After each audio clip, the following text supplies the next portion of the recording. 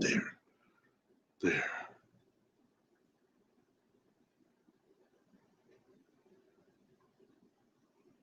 Okay, I think I just successfully did that. Can everybody hear me and see me? Hello to everybody, if you can hear me. Jonaside, Kyle Smith, what's up?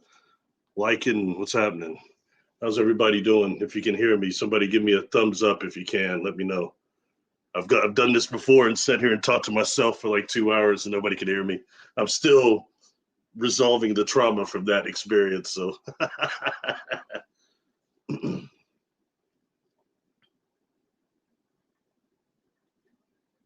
cool, Jonaside. Thank you. Okay, right on. All right, everybody. I'm going to make an attempt to try to show some pictures a little bit later on.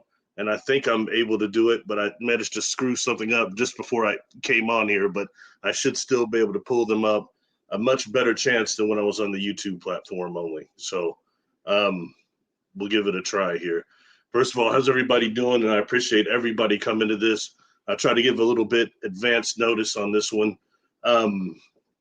just so people know when I come on here and do these. This is like my 10th or 11th live, and I can't believe it. So that is something I never expected. So anyway, thanks everybody for coming. I think Jessica might be here soon if she's not already. See anybody here that I haven't seen? AKK Taylor, thank you for being here. D, thank you for being here. I appreciate each one of you. Cool. Urso, what's happening? Roger Blair, what's happening? Cool, a couple people showed up. Right on, that's awesome. I appreciate you all being here. And what I will attempt to do this time is go through that. I've got kind of an outline, but I'll try to just go through the information without using that hopefully too much. And then try to show the pictures and describe some things, and then engage anybody in the chat or any questions or anything like that. And just to start this off, all right, so this is concerning a being that I've dealt with several times, 2 times actually, in physical encounters, all right? And this being's name is MAANA, MAANA. And a lot of times when dealing with these beings, they don't give names. All right, so what I'm going to try to do is hopefully display this with you. Okay, I'm going to give this a shot. This is the critical time where I could screw this up.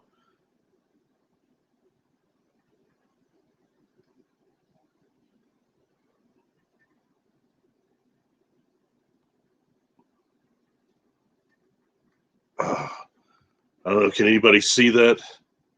Or did that even work? I don't think it did. No.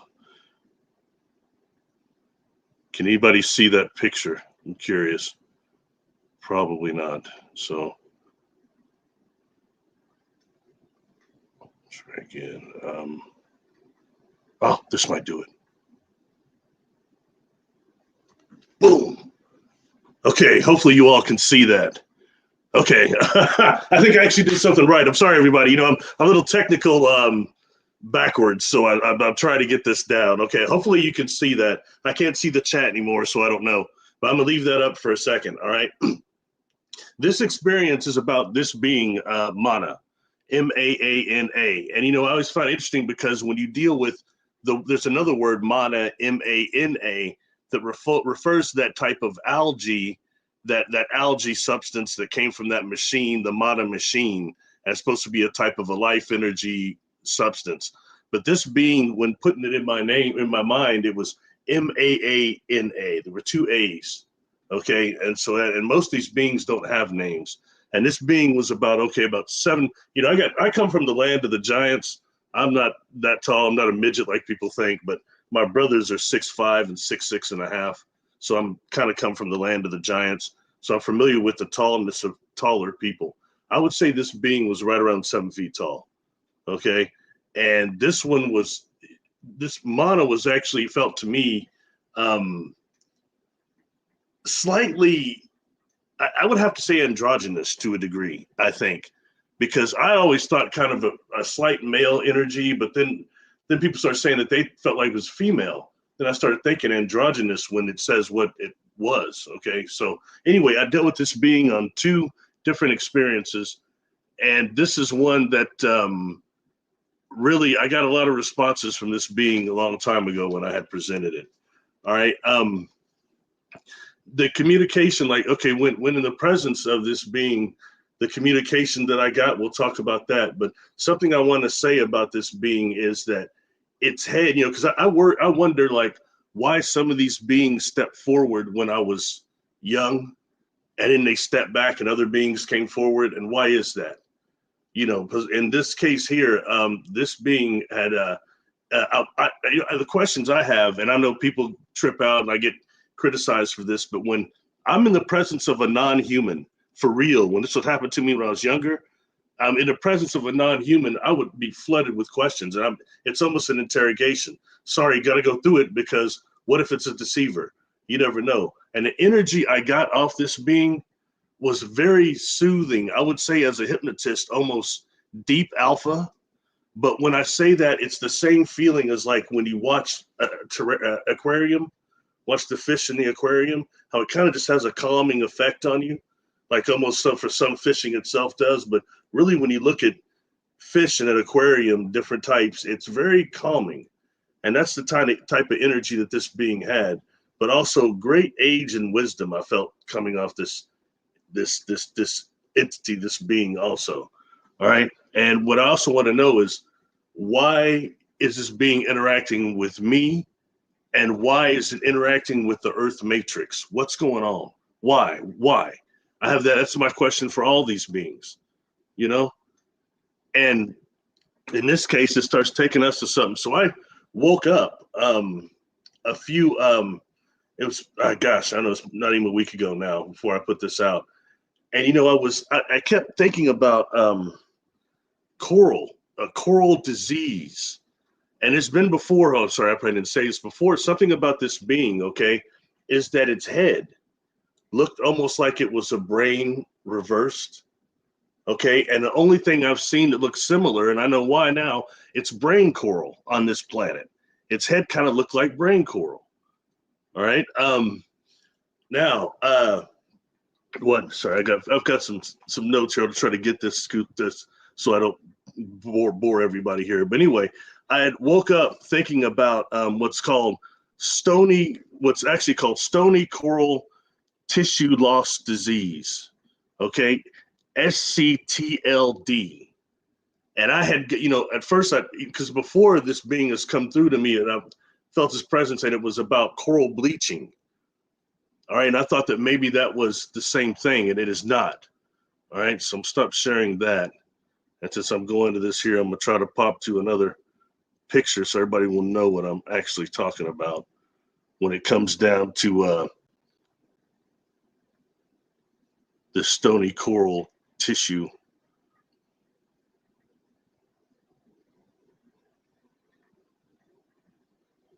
Okay, sorry everybody, I'm getting it here. All right, back here.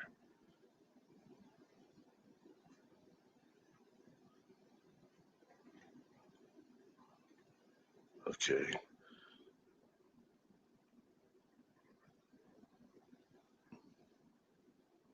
Okay, now I know how to set it up a little better, but I should have done it before if I would. I couldn't do it though, but I'm getting it more now. Okay, here is okay. So here's stony coral tissue loss disease. I had woke up thinking about coral disease. All right, and that name, coral disease, feeling the energy of this being, like I've been in his presence while I was asleep. But sometimes when I go to sleep, I'm out. Sometimes, you know, sometimes I'm having the rather vivid dreams. Others I don't. This was the time I was out. When I woke up, I felt like I've been in the presence of this being, and I can feel that energy. And I keep thinking this coral disease. All right, and but it's not. This is something different. Now, the difference to my understanding is that coral bleaching is more of a stressful response, and the loss of the symbiotic algae that makes the coral very pale and also vulnerable to attacks. Okay, but it doesn't kill it exactly. but it leaves it weakened and vulnerable. And there, it's interesting that that deals with algae. But anyway, the difference, and this STLD, the stony coral tissue loss disease, is lethal. It's terminal. And they were calling it, when you look it up, it's the white plague disease of coral, they'll call it. So that's just something I think that is coming up. And so when dealing with this being, this MAANA being, all right, is that, and just for the record, I'll show you something else that is actually coral bleaching. Just so everybody, and I think it's important to get this information out concerning all this, even if it takes me a second more to get up the pictures. It's by far worth it.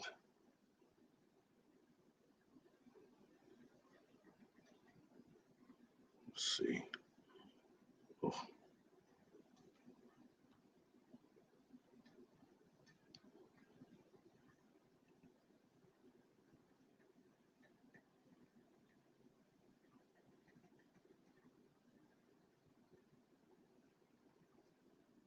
There it is, coral bleaching. Sorry, there it is.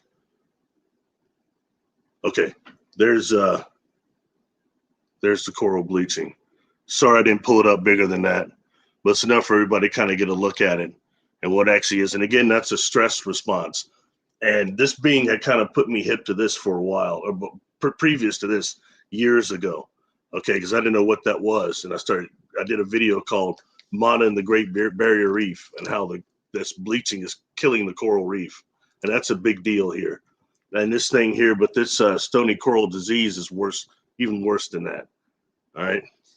All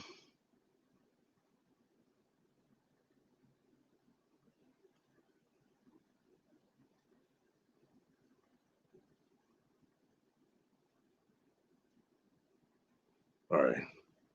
Hopefully that stopped that sharing, I believe. Okay, anyway, back to point. Sorry. Okay, so what this does is this takes us into something that's called supercorals. And there's 25 different strains the scientists are trying to put together that are resistant to both of these diseases, both the stony coral and also the coral bleaching. All right, so that's called the supercorals, very resistant. And this is a good project they're doing. But that when dealing with this being, it makes me curious of something. Is this, it's dealing with the Earth, is this a species of coral that will evolve here, like from that, and then go galactic and beyond that? Or is this a cedar from the past? Coral goes back to, what is it they said? I looked that up. I think it was 500 million years, the oldest coral, supposedly. So are these species a cedar for coral? And that's just something else that this comes up with that. And I think it's very important when dealing with that. Or does it matter? Is it the future or the past? But that's kind of something that has me curious. Now, when in the presence of this being, and these beings will answer. This one wasn't as forceful as Xandar, that insectoid, that was ahead of me further even. But these beings start answering questions before you can fully formulate them in your mind, before I can even zap them with the questions. And this being is telling me, another one that told me, okay, basically, this is the way it was presented to me, is that the universe is not a closed system and that it's expanding. So to see that they're proving that astrophysically now doesn't surprise me at all, okay? But that it ties into the second law of thermodynamics, that as it's expanding, energy being is being used, and there's entropy that comes off. And this entropy that comes off is similar to, like, in the same way wormholes are created, okay? And these voids, but they're voids into other universes and creation, that entropy energy. And you've got actually planets in there, and this outside the exo-space-time continuum, you've got planets out there. And I guess you could say that they're different universe, different, I don't know exactly. But then this being is flashing me something. This is stuff that, it's interesting how sometimes they can use a reference of entertainment reference I'm seeing pictures of a Star Wars being named General Akbar, Gail Akbar, Akbar, and it looks like some type of a fish. In fact, I've got a picture of that one too. I don't know if I'll waste too much time trying to pull it up, but I'll try real quick. I'll try to get it just so I have a reference to show, and it's putting in my mind that if I can understand what that being actually is and where it's from, just as far as a species, I will understand MAANA species a bit better. Okay. Here, make this massive and flip over, and should be able to do this. I think I'm getting a little better with this, folks, so bear with me.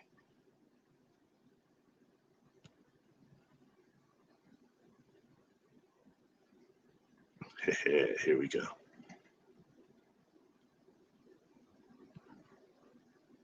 Okay, here. General Akbar from, hopefully you all can see that. Yeah, there it goes. Okay, I think I got that right. Sorry. This is a trial error. Anyway, there it is right there. That's General Akbar. So those of you that are familiar with Star Wars will probably recognize that being. Now, look, I enjoy Star Wars by all means, but I'm more of a track guy. All right. So I had to ask some of my third shift, when I ran these facilities, when I ran a facility, and it was when my third shift, like these cats, there was 4 or 5 of them that were on my third shift that would ask for National Star Wars Day off a year in advance. So how could you not give them to them, But one of them, a gentleman named Curtis, he's doing very well, still working with youth. He was real fanatic, and that's why I asked him, tell me about this Akbar. I said, one is this being is amphibious, okay, which I feel that MAANA is also, and it makes me wonder what is with the coral, what it is they mix that makes the humanoid type of appearance also, okay. But this being had 2 different species, all right. One was more aquatic than the other, but they're from a water world, and that's where the similarities, I think, with this being and MAANA lay. And, I'd asked Curtis, I said, so we're some of this being was called a Mon calamari, and I guess based after calamari, I guess, I don't know. Anyway, but the thing is, I asked Curtis, I said, no, this being probably wasn't, but were some of his species Jedis? And Curtis is like, yeah, actually some of them were. You did have some Mon calamari that were Jedis in the First Order before they got wiped out. So anyway, I just find that interesting. So that's just a reference, a reference point. And I thought you all find that interesting, okay? But when dealing with whatever planet this is, you see a lot of times these beings don't give me these planets like, oh, we're from Arcturus, we're from Sirius. It's not like that. They're talking about things that are other universes, sectors of space. I think places where black holes collide and actually make a whole nother void into the Makos and into other things like that. It's a whole other thing going on with these beings are dealing with me. So it's cool, those that get experiences like that, but might have not been like that. And that used to be a little bit disconcerting, But anyway, this is some type of a water world that exists outside of our space-time continuum. When I dealt with Rudy Shields on some of this, like Xandar, who told me to go, like, what's it, 600 billion light years out? And it took me to somewhere that was similar to, it was a Bell 2256. And the Abell cluster, I've talked about that. And that's where I think beings are existent as thought and emotion. And then as you cut here, you becoming more physical. But it's a whole other thing going on out there. All right. And that, when I started dealing with Rudy Shields, he said, that being is really telling you it's from a different universe. I said, well, it's another galaxy is what I kept getting. And he started saying that, he threw some equation at me. So what you're saying doesn't really hold up. He said, it's another universe, and they probably just weren't telling you that. Maybe it was a bit to grasp right then. That may be possible, but I have to say, the man's not an experiencer. He's a scientist, and it was a pleasure working with him. Anyway, when dealing with this being, though, that what I believe, these voids, these like charged vacuum embodiments, these wormholes, this entropy that's going into other voids, creating other universes, other spaces. I think it takes us even beyond bubble theory. So this is just food for thought for people, all right? The next thing, wow, I actually got through that. Okay, cool. That's the main thing that I want to bring up about that. So I think it's the urgency for the planet, and that these beings I've dealt with, this alliance, they seem much more interested in the planet than they are in us. Okay, in terms of, I guess, as a conscious equation, it all goes together. You know, for a long time, and I bring up this experience because these two, because they were physical for me. Okay, and there's different between the astral and physical experiences. I know they can seem similar, but really when you're dealing with that aphasia, you're getting sick, or you can touch things, it's a little different. You know what I mean? And when you suffer effects the following day and things that are, you know, odd, this is the difference between physical and the astral experience. But, you know, I've changed my opinion on that to a degree, because when we experience a different reality, a different vibration, a different frequency, we experience as beings of perception, we experience it as dreaming, a lot as a dream. So that has to be incorporated in also. And I mentioned before, I've been in an experience where I'm up there getting sick. I'm looking at these other people that are kind of phased out, transparent, and they're doing what, you know, touching the light on the edge of the craft and other things, standing there, and they're not grabbing their stomach like I am. They're not about to heave like I am.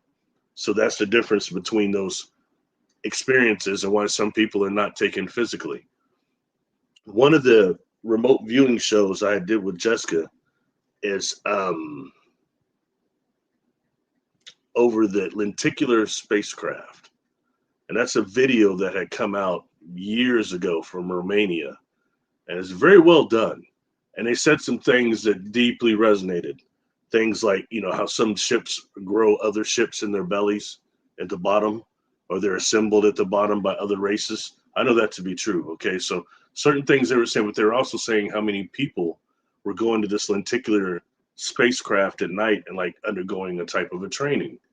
And again, this is one of those programs. So I was curious, is this, because everything I was learning about this, it was not the SSP. This was something different. So I wanted to see what data Jessica got. Did she get SSP data, or did she get the data for something else that was interdimensional, extraterrestrial, things of that nature? And the lenticular ship is supposed to sit between us and the moon, but it's phased out. And sometimes it moves to the top of the earth. And that's something that I think that Louis Farrakhan was talking about when he was talking about one of the wheels within the wheels. Similar to Ezekiel, but I think he was talking about the lenticular craft. Anyway, good food for thought. Sorry, where was I going with that? The physical and non-physical experiences. So in that way, I don't have to draw the line, and that's where, at the very beginning, Ray and I used to have a difference opinion on that.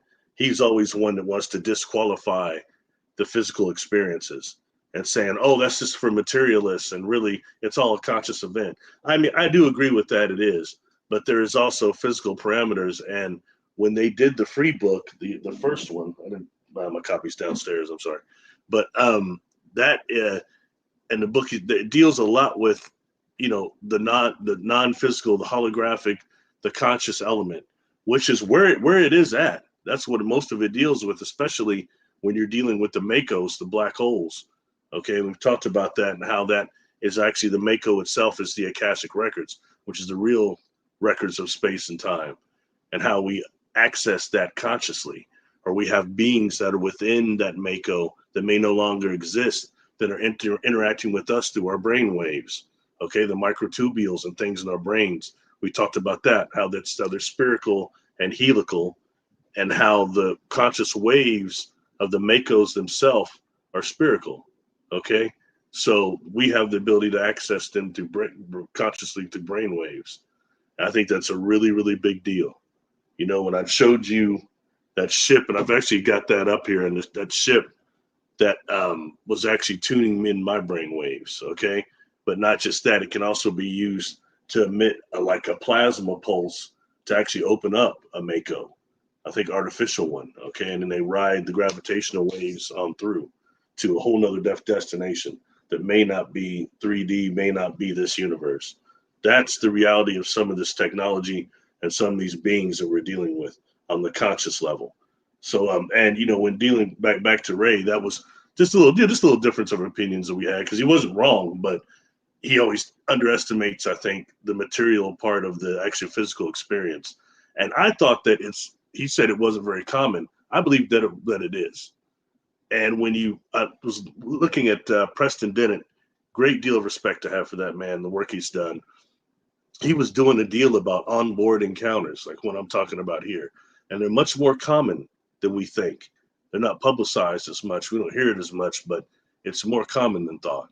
I knew like always, this stuff wouldn't just happen to me. I'm one of many people, but nobody was talking about it. And that's what's changing now. And as far as consciousness changing and improving and elevating, I think that's important. Anyway, okay.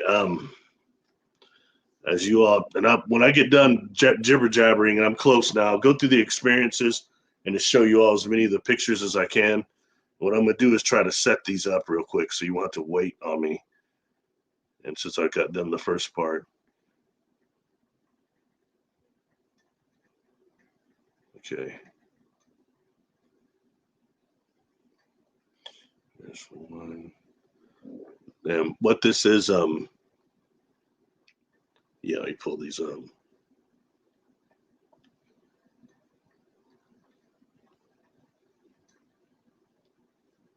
Okay, there's 1, 2.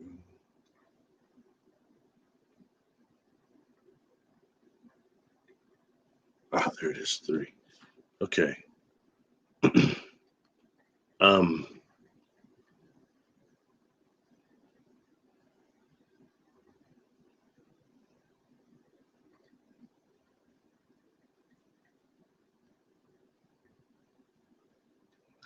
Okay. Sorry, I've almost got it here. And what I'm going to show you first is just a ship, all right? And everybody's seen this. I'm sorry it's taking me time, but I think it's much far superior to me holding up the pictures like I've always done previously. Anyway, and this is the craft itself. And I've talked about this craft a lot, but just so everybody just gets a feel for it, all right? Here we go. Okay, there we go. It's this craft, all right? And this was the first experience that I had that was, I call adult onset experiences. Okay, the age of at that point I was about actually 17 when this happened, 18. And this thing appeared like, and there was definitely a conscious element to this. All right, because this started like out in the country by this lake during a meditation I was doing. And I was with somebody else, and then this I started having what they call, well, like Bhagwan Sri Rajneesh used to call the inward revolution. And it did feel like that very much, but it was a meditation. It was just very elated, And I going through these things, I'm like having these kind of experiences in the meditation. I open up my eyes, and this thing kind of materializes over this spawn thing. Okay, and I can see it out there, and it's got this thing on top. And I've talked about that before. That's what I was mentioning earlier. That thing on top is called the directional emitter. Okay, and what it does, and then when it was turning, okay, the lights, it was turning, and when it would turn, like my way, it was like whew. It's like it was tuning me in, like listening to a radio almost. See, but I know now they were tuning into my brain waves, preparing for the experience too. Okay, and that says a lot also about how the brain waves and the MACOs that these ships travel through operate as brain waves. This is serious, folks. This is stuff that can be scientifically backed up. It's not just Barry Littleton talking BS. You know what I mean? This stuff can be backed up. And it's important because I think it's the next evolution for us becoming a type 1 civilization, just being aware and talking to these things. And, knowledge is power in that way, at least knowing what we're dealing with and some of the players that we're dealing with, and a little bit about the very broad field. Anyway, so that directional emitter was tuning in my brain waves. And at the same time, it can also be used to emit a plasma wave that like opens up a Mako too, or a portal. Okay, that's the that's the gist to that there. So this experience, there were two different beings on this craft, or different types of being. One was this MAANA being, okay, and I'll show another picture of it here. Try to get through it. Boom, stop that one. Now, here's the other one.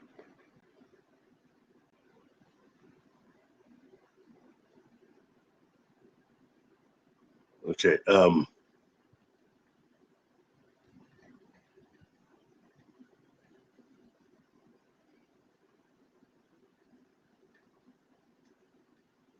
there it is. Okay, folks, inside of this craft, there were different rooms, okay, but this is one I'll go over. I'm kind of I'm gonna limit this to the things that dealt with beings that look like MAANA. Okay, now MAANA. Okay, this is what I want to say, and these are all done for Kassar for me long before the day since AI took over the illustrations. So, but this was before that, and she did a really good job. But okay, the thing that I want to say is that MAANA itself, MAANA, that being was taller and was physical, 3D like you and I. Okay, these other beings that were smaller than MAANA, they seemed to be a little less material. You know what I mean? A little more transparent, some of them. I mean, not, it's hard to explain, just not completely, but they were not as dense as MAANA was. And something about this craft, I've shown in my YouTube channel, on this channel, you can go under technologies and UFO technology. I've done a bunch of videos over this stuff, all right? But something about in every room of this craft were these eggs, these glass-looking eggs on the outside, and like thick, and on the back there was like a light metal, and then there were like these organic tubes to go into the walls, and the walls looked to be like a type of mushroom material. Okay, and I've talked about this a lot, and that's why I started asking, like what is this? What is this? And they start describing how the craft are designed and how they're built or grown. Excuse me. So anyway, that these eggs are prevalent in terms of, you see the lights inside the eggs, okay? And there's this mist. There's this mist around these different types of light. Some look like plasma configurations. Some look like balls of light, okay? And they're, different colors. There's a pink too, orange. There was different colors. She did pretty good with that. Anyway, point being, I mentioned to people before, I thought that those are in every room, some type of egg on board that craft. And those lights inside, so I just kind of thought at first they were power sources, and later on I would come to find out that actually we're talking about voids into other universes right there, other dimensions. And what those are beings that weren't coming out of those eggs because they're staying in their native environment, vibrationally, whatever it is, that mist, whatever it is, that is even more hospitable to them opposed to wherever I'm at physically with these beings. And it's more, you know what I mean? So they're saying, I think it's more a tunnel, as those eggs, they're more of a tunnel, a type of dimensional tunnel, as well as a safety device, I believe, for them. So what I would find out later is those lights in there are, I believe, probably what we would call maybe command officers or family. I don't know. But I mean, I found often these beings are partially phased out. We're looking at these eggs, like they're just in communication, and that's something that was going on in there. Anyway, I just wanted to bring that up, okay? Because there was other beings similar to MAANA on this, but they were smaller and more transparent, not as physical as him, I would say. That takes us into the thing of the holographic universe, of course. And I've kind of analyzed that a lot from my own experiences, like, because some of these beings can project different environments to you through the optical nerves. All right. That's not the case here, but nonetheless, the holographic principle kind of always makes me trip out a little, But when you start dealing with beings that are manifesting from another frequency, another vibration, that's something that can happen, as far as it can be a holographic nature to it in that way, at least for us, our perception anyway, you know, and that they're meeting me halfway so that I can even exist in there. That's the reason for the temporal aphasia I've talked about, the sickness. Okay. So, anyway, that's, this craft, that's one of the rooms. And let me get off this one. And, okay, cool. Hopefully everybody's still with me here.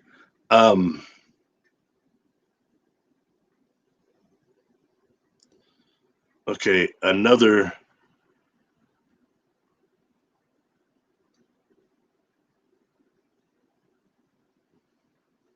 Well, actually, here, let me.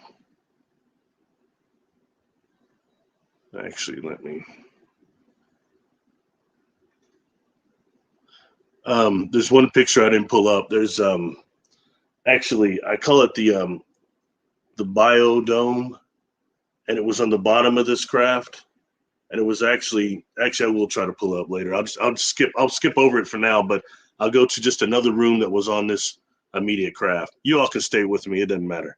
I'm sure nobody's gonna get too mad at me. The fact I'm able to get through this as far as I have is a miracle. So I apologize for the slowness of it.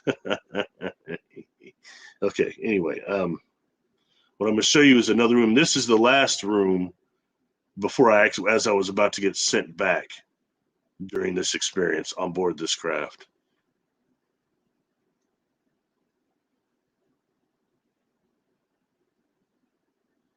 Boom.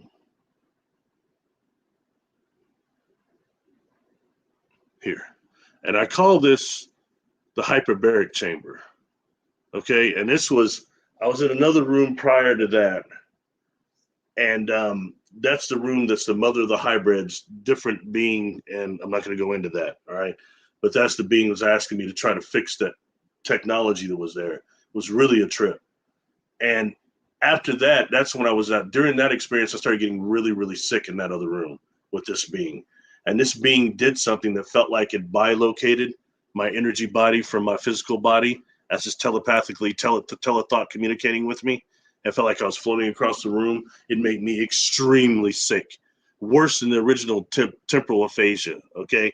And that's when two of those lights came out of one of those eggs in that room and attached to what it was like the right side of my head and like the left side of my like rib cage almost. And it was weird because I started feeling better. And during the time I was saying that they're augmenting my time field or something like that, it felt like. And then they take me, I kind of get taken to this room. Okay. And it's weird because you suddenly are sucked into these rooms, and that's where, and there, in this room, there was, it felt like a backpack to me. Okay. And this room was little. And there's this backpack, and I can look behind me and I can see there's like a tube going up into the ceiling. All right. And I can see it looks like something pumping. All right. But it's not hurting. It's not hurting my back or anything. And I look over and there's this little, like a window thing. This is organic. And these cats are looking at me. And I'm like, what the hell's wrong with y'all? I'm too little to even be up in this room, And now I know, after talking to my friend Paul, he's a diver. And he does a lot of diving and the scuba and stuff he does too. Scuba. But he was describing a friend of his that has to go into hyperbaric chambers sometimes because they got the bends from coming up too quick. And when he told me that, it suddenly makes sense. I was like, well, that's kind of like what this room was. And I think it's to help deal with the temporal aphasia thing. Okay. And then after being in there for a second, I'm kind of starting to get reoriented. And then I start seeing what look like these, it's interesting. I've heard other contactees, experiencers talk about seeing these things look like shavings from a pencil sharpener, these shavings or like lead shellings or something. What I started seeing were these, they look like these super balls. When we were kids, we had these things called super balls. They look like almost planets, the stuff on them. I started seeing stuff like that, these balls around this room. Okay, they're kind of moving. And then suddenly, not long after that, I'm descending down, it feels like. And next thing I'm opening up my eyes and I'm in my car looking at this other individual. And they're looking at this craft, you know? So this is how that kind of went down. So I call this the hyperbaric chamber. And I think it was to maybe so I wouldn't suffer the effects that I might have of not being in there after this encounter. And I mentioned it before, I was much younger then. And I think that there's a reason why, you know, we don't stay there. I think it's very hard on us physically.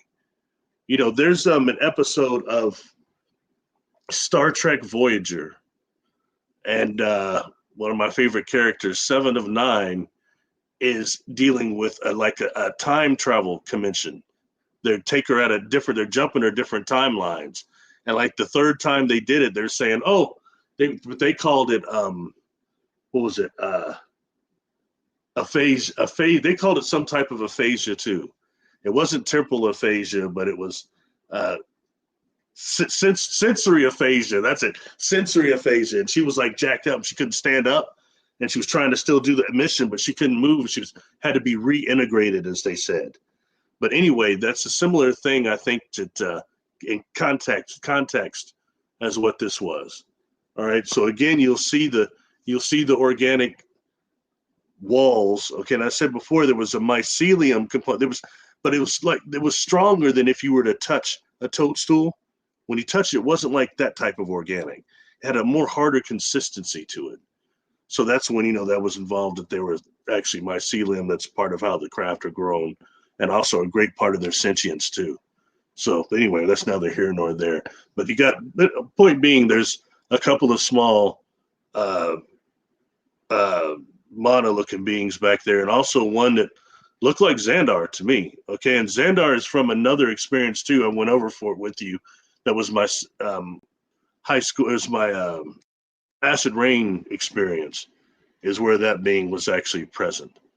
All right, and there's one more room I'm gonna try to pull up for you all real quick. I think it's pretty important that you see it though.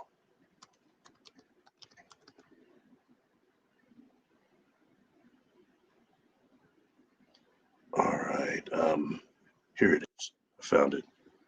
And don't worry, I'll get to everybody in chat and stuff so we can chat it up just a little bit.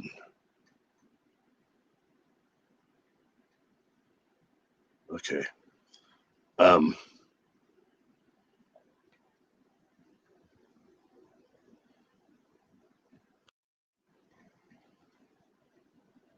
There we go. There's our picture. Okay, what I'll do is I'm going to close this one out, hyperbaric chamber. Now I'm going to show you this other room that is actually the biodome. Okay, and it was very interesting. Boom. Okay.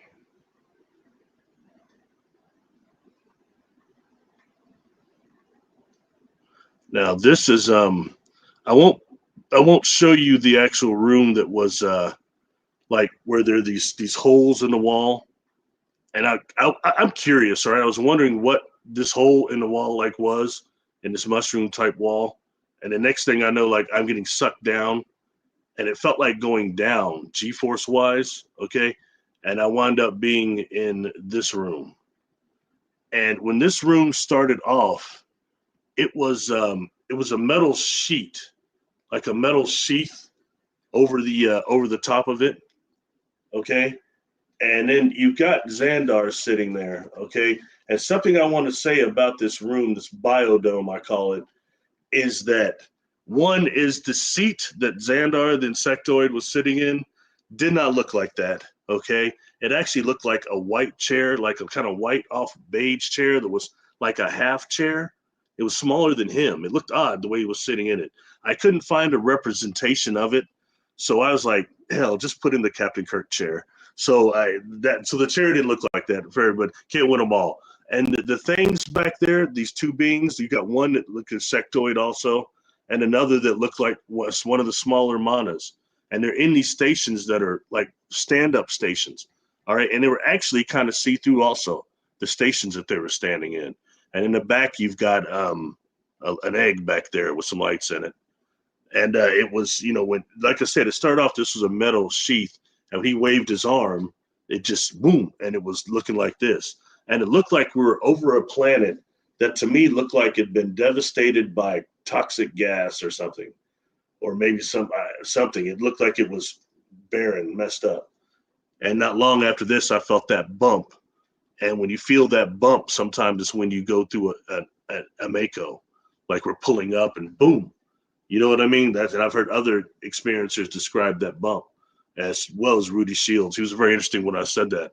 He said, you know, I mentioned I felt this bump. He goes, man, that's what it feels like. And other people have described to him when they go through one of those Makos, opposed to the great disconnection of G-force and pulling and all that. It's just this little bump. And I wonder what that has to do with dimensional or the Makos themselves, but it is what it is. Anyway. Okay, so that's that one, all right? And this same craft, I've got one other picture. Don't worry, folks. I'm almost done with the pics. Thank goodness. There's one other I do want to show you, and it involves a different experience in which I saw MAANA, all right? And this experience is, I call it the biobed experience.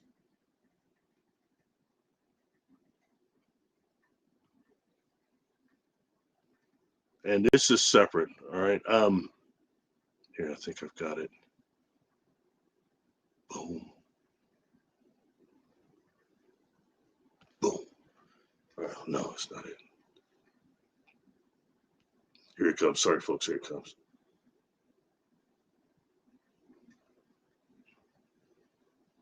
Here it is.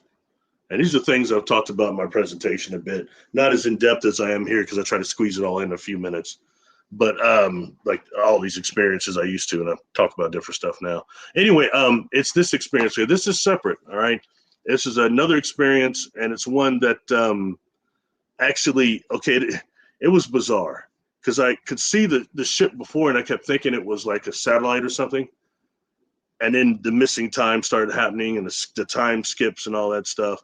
And when it's over, I can, you know, still see these beings in my mind's eye and see some of the technology and things. But by the same experience, by the same token, though, you know, it starts fading. The further you get away from the event horizon, the harder the recall of memory is. And I, you know, for a long time I went through, are they doing something to me? Are they wiping my mind? It's not that. It's the different in the speed of the vibration, the different of the frequencies, all these words that we throw around so easily now. But it's all these things, okay? And cognitively being able to keep a hold of it. You know, like kind of when you slip into theta or you slip into deep delta, things like that. It's often hard to recall things. And there's a whole conscious event that comes along with that. Anyway, okay, I'll tell you about this experience real quick, all right? It was a deal where, first of all, it was preceded by this cloud that had surrounded me and somebody else, but this just happened to me, okay? And when I'm standing at this room, and these beings are there, and they're telling me to lay down on this bed. They're telepathically taking me. You've got MAANA standing in the back, okay, who I'm familiar with. You've got this other individual here who I kind of call, I don't know, like a pearhead kind of, I don't know. And you've got the little blue guys, okay? Now, what I'm getting from this being, the little guys and the being, the pearhead, is that they're Andromeda. I can get out Andromedan Council is what I got. And then they're saying, though, that they're from like a place that is on the edge of one of the spiral arms, one of the outer arms. And this being, this pair being, is giving me that they're medical, some type of a medical being. All right. Now, when they're all telling me, they're trying to encourage me to lay down on this bed, the way it actually looked, though, it looked like there were these crystals and rubies and sapphires all sticking out of this thing, all like melded together, but they all had points on them. Okay. Just like when you see any specimens, they have these points. And they're asking me to lay down. I was like, hell no, that's gonna jack my back up. And they were saying that it wouldn't. And nobody forced me to do anything, so I wind up just doing it. All right, and I wasn't, these little guys, they were so little. I think that maybe they're a little smaller than even what they're represented there. Like I could have kicked one of them, and I think all three of them would have flew through the wall or something. Okay, but people have asked me, well, Barry, did they feel like robots to you? No, they actually didn't. They felt like workers, like they're doing their gig, their job. But I felt emotions coming off them, like they gave a damn about me. Okay, and they had these blue suits on and this little lighter blue stripe that goes down almost like a racing stripe, and they had these instruments in their hands, and they had these odd, like these rods with these odd quasi crystals on them that had, like, I could see symbols on them, I thought, but they have these things coming at them that looks like fiber optics. Then it's moving and glowing. And I lay down this thing, and it feels like a little warm light. You can kind of see it halfway through there. It's going up and down this thing. And it feels like I'm kind of being scanned. And that's why I started thinking telepathically. I threw that out. Hey, are y'all like copying me or something? I mean, I've only seen that on a copying machine, a light like that, move like that. So automatically, that's what my mind kind of went to. And I started picking up, no, we're actually activating different light quanta of your DNA. That was exactly what I picked up. And they said it's due to the fact you don't believe in yourself. And we don't understand that, but find it painful. That's what I'm getting communicated to me. Okay, and at no point did these guys touch me with these fiber optics or nothing. Okay, and I was tripped out. I was like, man, I'm already awake. And they're like, yeah, but not enough. And that kind of shocked me. And the truth is, though, when I was especially younger, I dealt with some self-confidence problems. Not self-esteem, know where I come from, good on that. But sometimes self-confidence is, do you have what it takes to tackle the task at hand? Do you have the gumption? Always did, got through it, but I mean, it was always something I struggled with, and I masked it. So I knew that they knew that somehow, okay? Anyway, point being, this room is interesting. Something Jessica always likes is there was a black box in there. And the thing in the back kind of reminded me of that little panel. It reminded me of the Simon Says game. Do you remember those? It had the yellow light on it, the green light, the way they were shaped. That's the way that was on the back. Anyway, that's what went on during this experience. And that's a deal where MAANA's back there. Like I say, these beings are an alliance that are working together. So at no point did MAANA say, hey, I'm from Andromeda. It had told me it's from, in another experience, it's from outside the space-time continuum when you deal with these charged vacuum embodiments and these wormholes outside of what we normally are. I just think that it's involved with Earth, whether it's a cedar, like I said, a seed species that came here and seeded the coral here 500 million years ago. And so it came from outside, or is this something that evolves here and went outwards in the future? And at that point, does it even matter? We're dealing with beings that can manipulate the space-time continuum. So all bets are off, yo. Sorry, I get too excited. I believe that's it on the pictures, folks, at least for, is there anything else I'm missing? Tell you what, there's one more picture I'm going to show, okay, and then I won't do anymore. Just one more, and I think it's just significant just to give everybody a really good idea, okay?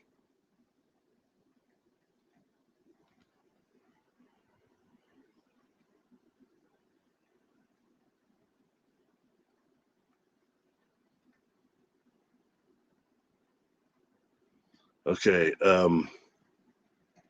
Oh yeah, this'll make sense. Okay.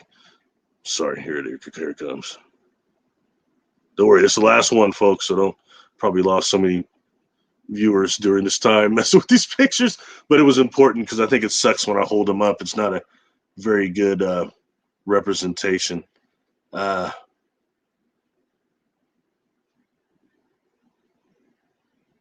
Okay, hopefully you all can see that. Okay, that's brain coral that's suffering from the bleaching process, the bleaching effect. So it's relating to the stress. And, they say that stress, I've heard all sorts of things from it's, global warming to even that it was a type of a tan, like a tan repellent or a tanning lotion that's getting in the water. I've heard a few different things.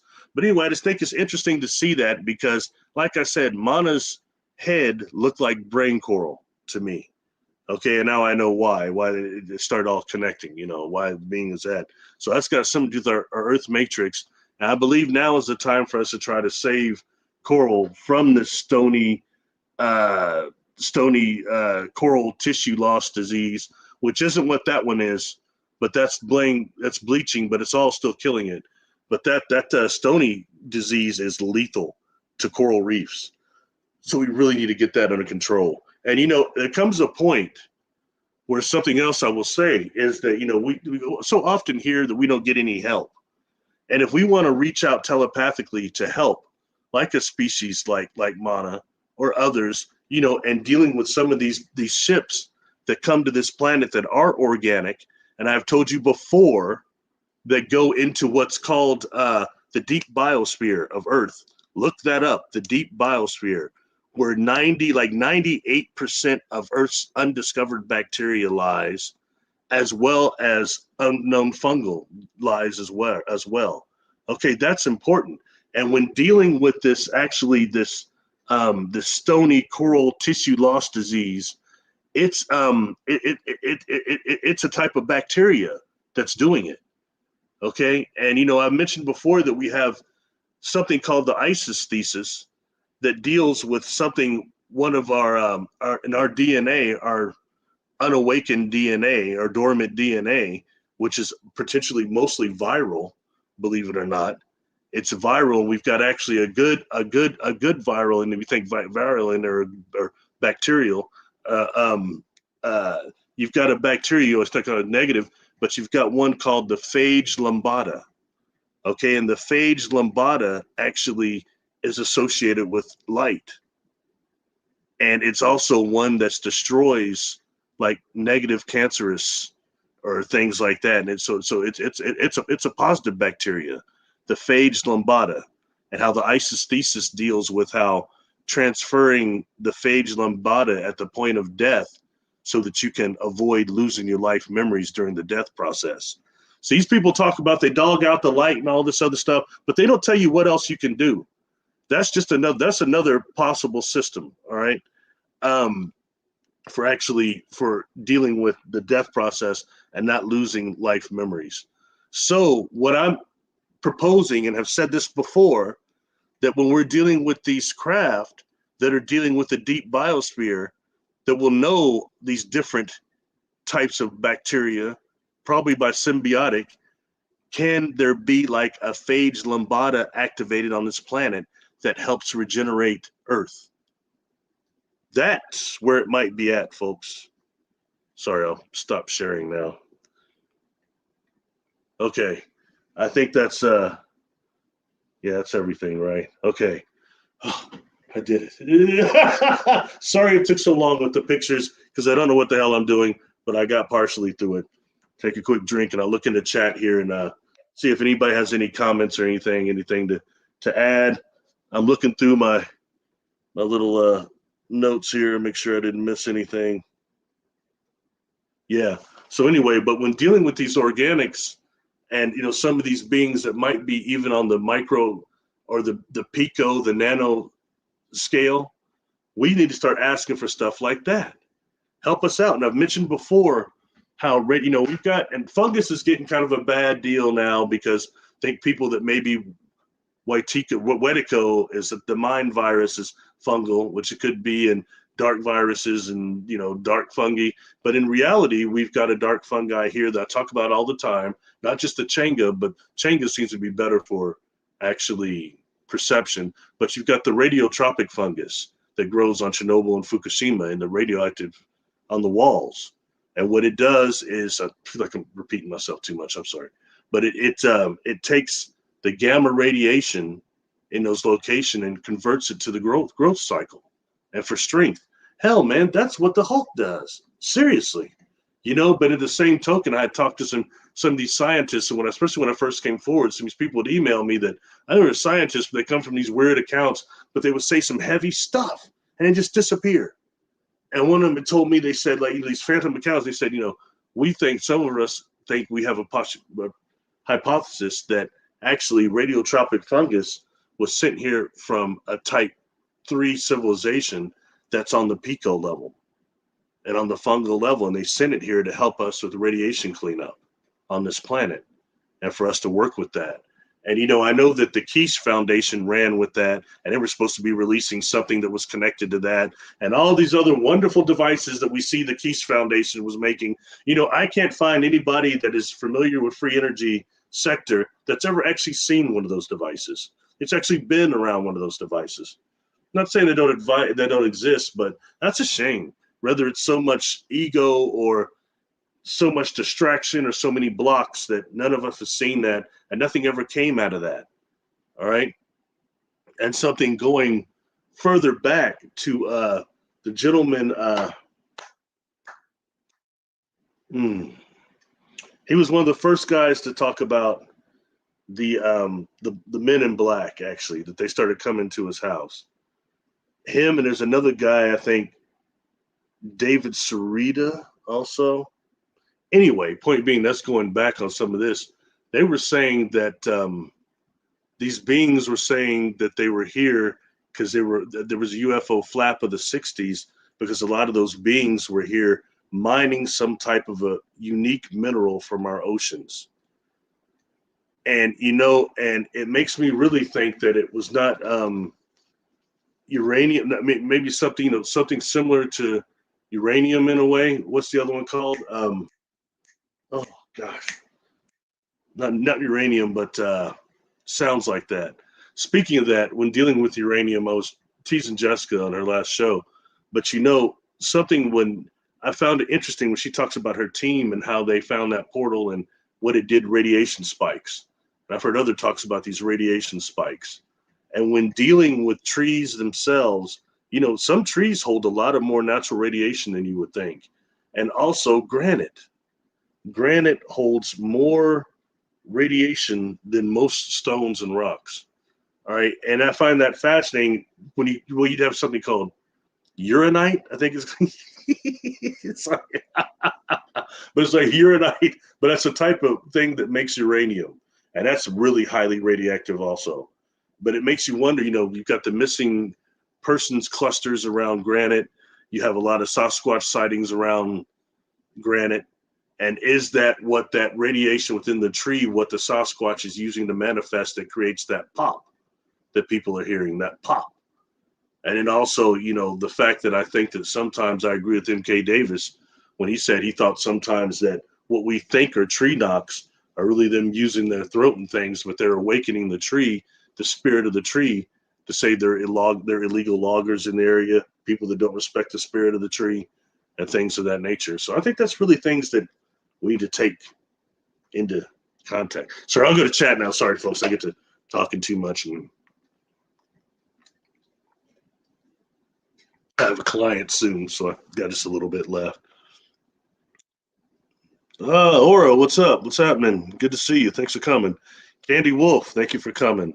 Brooke, thank you for coming. There's actually some people in here. I'm sorry, I didn't even know. Thorium? No, not thorium. Uranium. Uranium and not uranium. Oh, it's not thorium though. Now thorium is actually what they're finding with uranium, and what is the Xeno 120 on Mars that makes them think that there was a war there?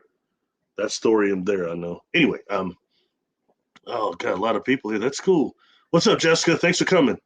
My only moderator. Sorry, Jessica. I got the pictures up, but I know at the time on the second, it's like I'm disabled a little, but I got them up. Hopefully everybody could see them. Boron? No, not boron either, but that's another interesting one. God, what is that? Gosh.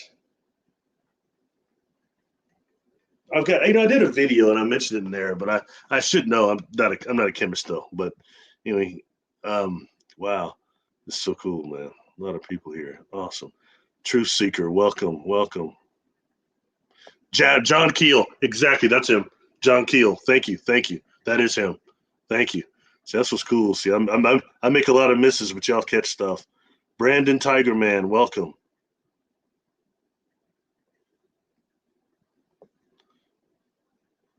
Yeah, David Cerrito. Yeah. He goes into that a lot. In fact, he's another one, Victor, that was welcome to Victor. Another one that was he shown the video of also that the looked like to me some type of a device, some type of a sonic device or something, and that ship moving in the atmosphere, which is really interesting. And he also, like me, took an interest in that NASA tether incident. When I look at that NASA tether incident and you see those balls floating around, that sounds to me like what Trevor Constable and Wilhelm Reich had called energy zoa, or the critters. I talked about my interaction with some of those critters when I was younger, and I made a couple of those cloud busters. They're really easy to make. They're not the advanced things you think, but I didn't know you're supposed to actually not do a standing water and change it more often and actually try to do a running water or running stream or something. Didn't know that. So my machine started collecting DOR, deadly orgone radiation, especially when I started trying to cloud combust nimbus clouds. That because that's that DOR that really holds them together, and why they get even more dark than just the dust and stuff in them.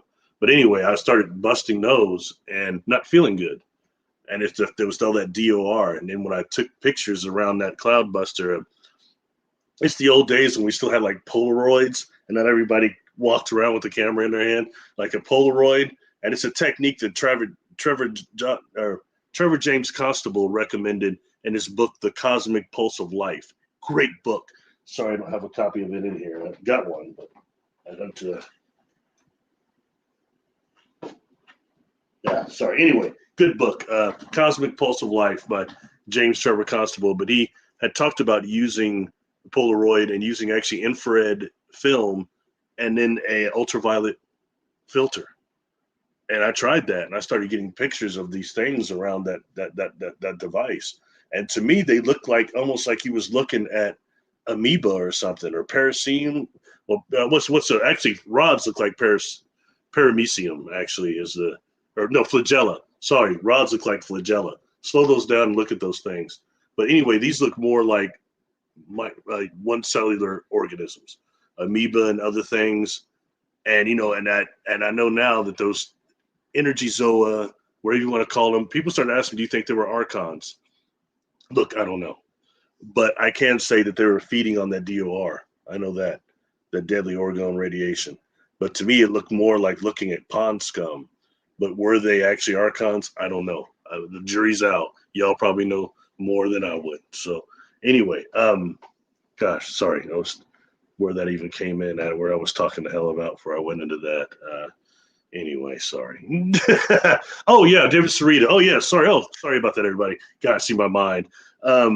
It's that NASA tether incident. It looks like those critters, the energy zoa. Okay, and even more to the point, it looks more like what would be the way like the aquatic ships for the Nomo were described. When you listen to what Credo Mudua said about the description of the Noah craft themselves, they sound quite a bit like what those things around the NASA tether look like. So when it's things the Nomo had told everyone they would come back, and they would be one of the first civilization that would help us become galactic again, become part of the galactic trade and part of the galactic society again. That's what they had said. So I always wondered when I was looking at the NASA tether, ooh, is that the Nomo coming back? No, that's not what happened, but it's just good speculation, if nothing else. Okay. Sorry, going back up a little bit. I forgot to go up. At Ra, thank you for coming. Cool. MPW333, thank you for coming. Daryl Stanley, thanks for being here. Suzanne, thanks for coming. Oh, thank you. Thank you. Thanks. That's nice of you to say. I was sure it's taking forever. It's like you're kind of waiting for somebody who's like cooked out to put pictures up, man. So thank you. I appreciate that. um, Real quick, does anybody have anything that they kind of wanted to add on that too, or something I maybe didn't address concerning MAANA and why I kind of think it's important to get that out? I think it's about the planet, about us saving some things, and going into those scientists that are working with the supercorals and the things trying to restore things.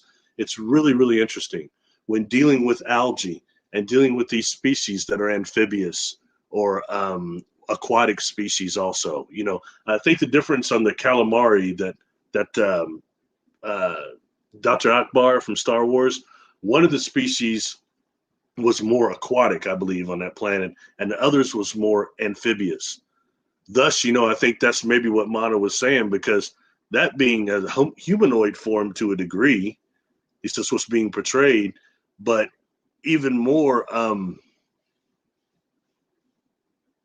ability to walk on land and be in an environment that I was that was not. There's that weird mist, but I can't say that's enough to keep like gills or something wet. You know what I mean? So I think that just when dealing with that and what can happen with coral, what all can coral be hybridized with to make it even more sentient. I think these are things we're going to learn more about in the future, and maybe it's just repeating the past. So anyway, food for thought on that one. All right. Sorry. Back to the chat, everybody. Sorry. Hey, thanks, Brandon. I appreciate that, man. Sorry, I'm back at 336. So because I got so far behind. Is the lambada thing tied to High Brazil? Bigfoot dwarf, what's happening? Lambada. Man, you got me on the only lambada I know is the dance, man. That's a good question, though. Sorry, I can't answer that one. I don't know.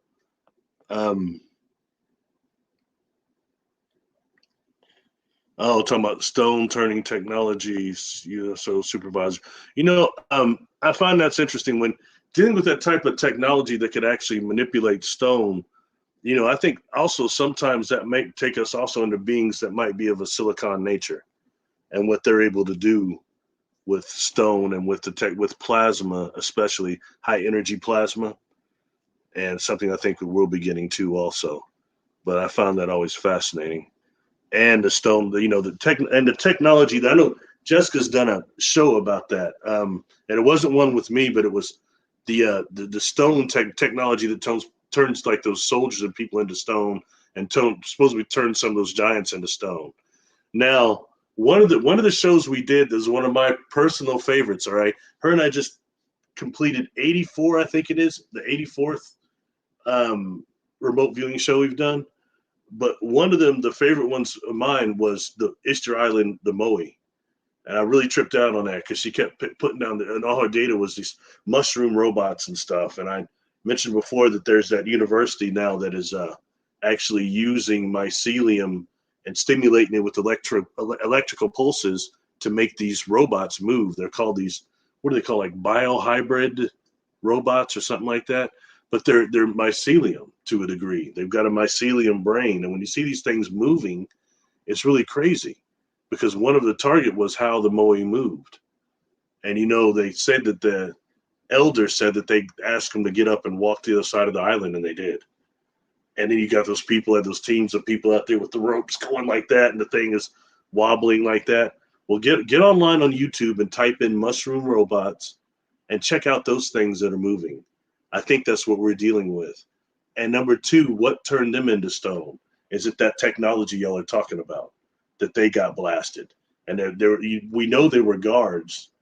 And I personally believe Easter Island was a prison for beings that are partially multidimensional, I think, or definitely from another sphere or another dimension too. And I think they were entrapped there on that island. And I think that's who the Moe were. And when Jessica had seen those things being constructed, that was one of the targets also. She was describing these swirling vortexes, and then she was describing a technology that sounded a lot like a laser scalpel, what they call the laser. Sorry, everybody, the acoustic scalpel. the acoustic scalpel and laser scalpel, but more acoustic scalpel. Beings using that through these vortexes, coming through partially, and they were small.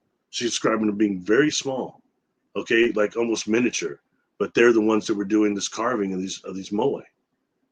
I think that's fascinating. Like she always said, it's just data. That's some heck of a data, and something she, and I promise you, at no point did I ever heard Jessica Jones, well, hey Barry, I was studying mushroom robots. That woman's never said that to me. Anyway, so let's see. So I'll go up and I'll come back down and see where I go from here. I just want to make sure I try to see what everybody's talking about before, so I'm not too far out of it. And then I'll probably wrap it up pretty quick after I can. Jim, thanks for coming. Cool. Okay, I'm going down to the current now. Sorry, I should have looked. It's just if I look when I'm talking and presenting, I get like confused and I get off track, and be like, man, that guy can't stay on track for nothing.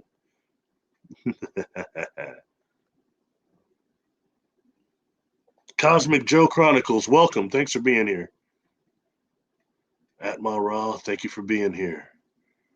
Suzanne, if I might be saying everybody again. Allison, thank you for being here. It's always good to see you. Always good to see. That's my friend that I'll always be indebted to, because when I came back from Australia, which was a harrowing trip in which my life was saved. But when I came back, I had just a few days, like 2 days at home, not even that. And I had to fly to LA and speak at the Conscious Expo. And I did two things. One was I was to do a private showing, which I was super worried about. I was like, probably nobody's going to be there. There was like 20 some people in there. I couldn't believe it. But the thing I did before that was this a panel with Linda Moulton Howe and Mary Rodwell. And being I was kind of tripped out. I got to that one early, and Mary Rodwell came early. So she had to endure me for like 15, 20 minutes, just her and I sitting there talking. And then Linda Moulton Howe was sitting on the other side of me. And I personally, I like Linda. I think she does good work. I know she gets slammed all the time because she's a millionaire or whatever. She's worth a lot of money and all that, but who cares, man? Some of the information she gives is valid. And being a journalists are going to be somewhat skewed a bit. Like I used to get a little irritated the fact that I've heard that woman emphasize the tall whites so much, and everybody, the tall whites, Charles Halls. That's fine, but nothing about melanin dominant. And they often get out of that by saying, oh, we never heard of anything like that. We never hear about any of those. I don't believe that. But anyway, that's my only issue with her a little bit. What she's presenting seems a little bit jaded in that way. But some of the other information is good. You can't always throw the baby out with the bathwater.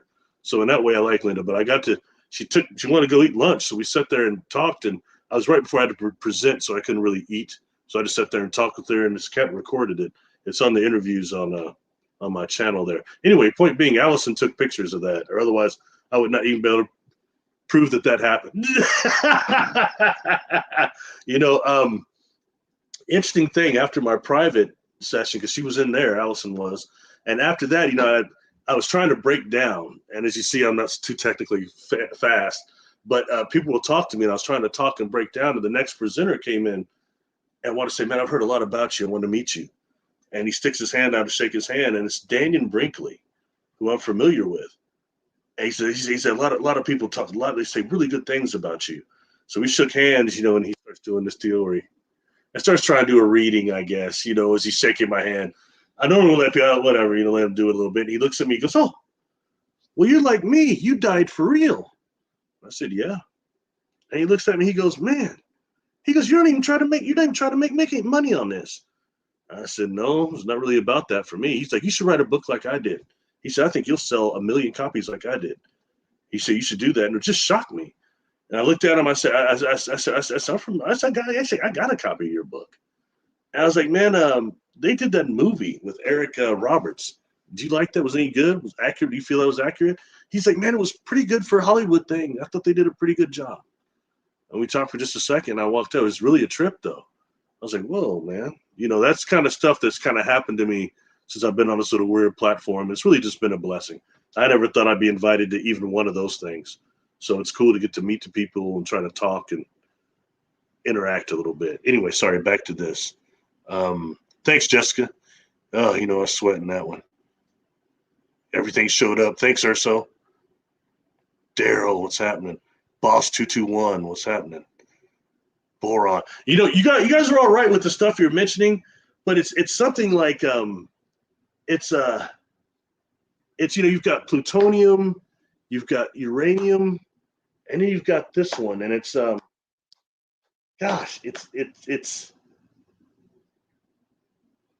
it's found in seawater. It's found in seawater, and everyone thinks that that's what maybe they were trying to take out of the ocean, and that's why they threatened. What was that guy's name? John Keel. They threatened him to keep his mouth shut. Said you figured some stuff out, and that Anyway, just food for thought on that. And this is all stuff for just people to look up and have fun with it. Hello, Brooke. Oh, thank you. Appreciate that, and to you also. Hey, real quick before I get going, I'll discuss something with you guys real quick. It's off topic. I want to get through here, but it's something that had happened to me in a session actually. Oh wow, thank you, Michelle Rose. Thank you. That's a really nice thing to say. At 6:43:43. Well, thank you. That's really nice. Wow, very cool. Brandon, 3:45. The older cameras picking stuff up. I know. Isn't that interesting? And and I don't know. I don't know enough about the new cameras and stuff to see if they do the same on if they have even the infrared settings and stuff like that. But it's interesting how the older Polaroids and stuff seem to catch things that these newer things don't. Yeah.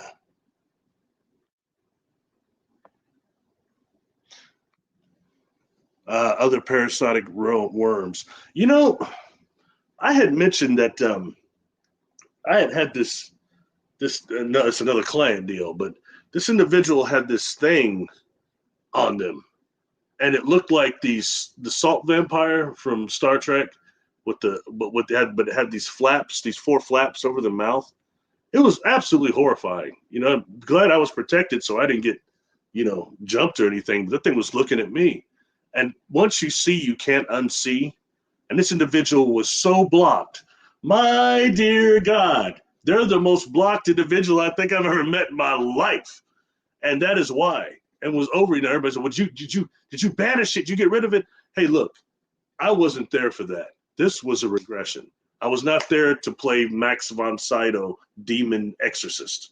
That wasn't what I was there for. Okay, and number 2 is you got to be careful too. You start messing with some of those things, you can get up yourself be in the battle of your life. Okay, and this thing was so entwined in this person's energy field that I'm convinced it would take a team to get that thing out of them. And when I say that, an exorcist, a priest, a shaman, an energy worker, and all 4 at a team to get that thing off them and get that separated from the body. I'm convinced of that. I mean, you probably need some holy water, a whole bunch of stuff. And some of those infestation and those possessions are like that. And I noticed something about the individual. They didn't really want to get rid of it. And I've encountered a lot of people that'll come forward to me right now, like they want to set up a session, but they don't really want to do the work. Okay. And it's work, and people want readings. Hey, look, I do readings too. Readings are cool. All right. But look, for me, these sessions are about what during the session helps your daily life. Readings are cool, but sometimes you spend more time wanting to know, well, gosh, is this person really psychic? Are they on point or not? Or is this the future they're thinking? Yada, yada. But it's not empowering yourself. I like doing the sessions that empower yourself. When I do Earthbound Spirit Release with people, it's them. I'm the guide, I help, but I mean, it's their personal power that does it. It's your body, it's your consciousness, it's yours. It's you that does it. And it's a trip because sometimes I'm going through these sessions and the person will be like way deep, like deep theta, almost delta. And if they go too deep into delta, it makes for a weird session because they can't always recall afterwards. Okay, so I try to keep it to that low theta delta level. Anyway, they'll come out of it. Well, I don't think it worked. I don't think the word is always. I don't think I was under, and then I'll send them the deal when I merge them.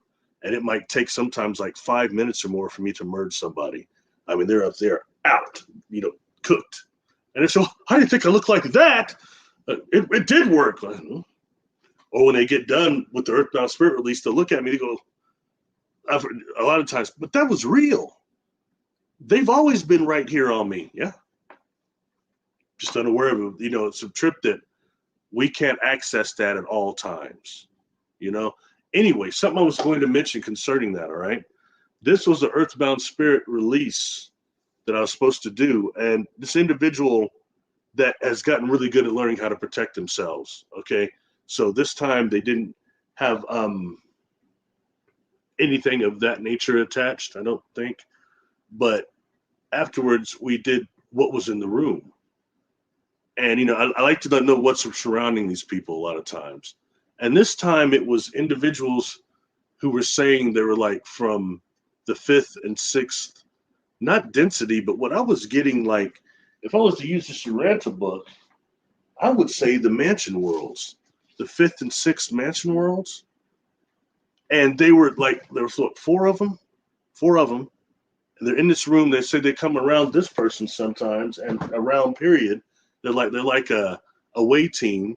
And what they're doing, they said that 3 of us used to be people, and then we transitioned and we got to this level after dying and then turning into our spirit bodies, and realized that our spirit body and our physical body were both together, in that way. And then the physical body's gone, and the spirit body goes on. The deal goes on.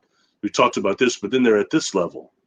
All right. And they were saying that they come back and observe Earth sometimes and humanity because they're very interested in why love transitions time. Live transitions all distance. Love, exceeds all love, or all distance and all dimension, universe, and everything. Love is the key that does that. And they were curious why. And there's some things that seem to be, they have some issues with the spirit body maybe not being the soul, not being the same thing. They're trying to understand what the soul is, even at that level. And at that level, how did they get to that level of vibration and spirituality without being aware of what the soul truly is? So are they the same thing? Great food for thought. These are beings coming from a completely different level. But the reason why they come back here is to observe love and how it transcends time and space, all time and space. That's real serious. And I wish that people would, know. And when I hear that great war against the light, I'm not even going to go into a lot, but I mean, the people that say that don't give you a good substitute what you're really going to do. They can't tell you what they're going to do. They don't know half the time, and they listen to other people, and they haven't really done the work. And the light isn't the all way. It's like, it's not even a tunnel all the time, but it's a medium of communication is what it is, and a medium of travel. Okay, and it's interesting because when you start looking away from the planet, they start saying how much everything is light. So it's not about this recycling things. These are things that happen a lot once we incarnate here. I've talked about that a lot. Once we come through that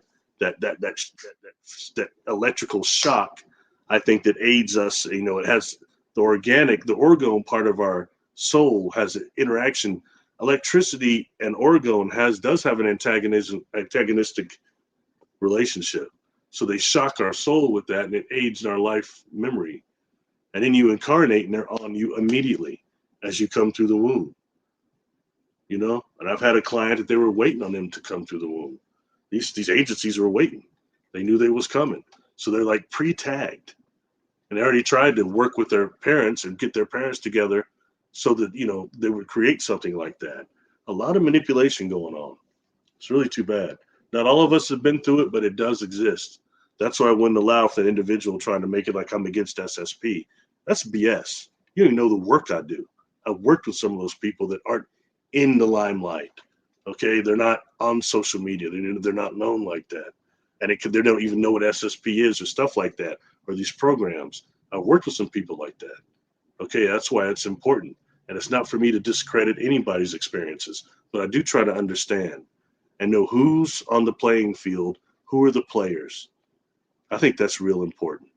So I won't go for any more of that division and that crap. That we don't need that. We got enough of that, because it's bad enough that these fields already bring people that are delusional, okay, people that have all sorts of mental illness things, and people that are just plain liars, that have no integrity whatsoever. So we have to kind of use our discernment and wave through all that and get down to the real. And it's not easy. It's not always an easy task. Something I got very frustrated with in the 80s and the 90s. Those people weren't talking about any of the stuff I was going through. I mean, very little, with the exception of a book like, like Keys of Enoch was a good one. And there are a couple I would come across. Some of the books with no barcodes on them, like Dr. Akbar, African Origin to Biological Psychology. Somebody said, man, I tried some of those techniques. They didn't work. They didn't work quick enough. Or, sometimes if you're dealing with the genetics and awakening race memory, it's going to be very subtle. When I was younger, I was unaware. I would meet these people that were these quote unquote psychics, clairvoyants. They're doing readings on people and all that stuff. And they'd be telling me, man, you're way stronger than me. And they did never want to read me. You know what I mean? But some of them were pretty damn good. They would say, oh, you're much stronger than me. I'm like, they must be out of their mind. I don't even do readings. It took years to realize that the stuff that I took for granted that seemed like common sense to me was highly psychic. I didn't think of it that way. You know what I mean? So it's little things like that. And for me, it had to be something that just stopped my world and made me go, whoa, man, tripped out, man. That's what Carlos Castaneda calls it, stopping your world. I was always looking for the experiences that would stop my world. I wasn't paying as much attention to the subtle things, okay? Like, for example, these beings started telling me after I recovered from my accident that they were, coming through telling me, even before the accident, they were telling me that they used to come as ships, because that's not what happens now for me. But they came as that because it's a part of them, but it's what I paid attention to the most. You get the Star Trek, Doctor Who fan like this, and I resonated with it. And that's the reason why I was always into that stuff. It's the only thing that I could use for frame of reference. So point being, anyway, is that that's kind of, I think, is really a big part of it. All right. So it's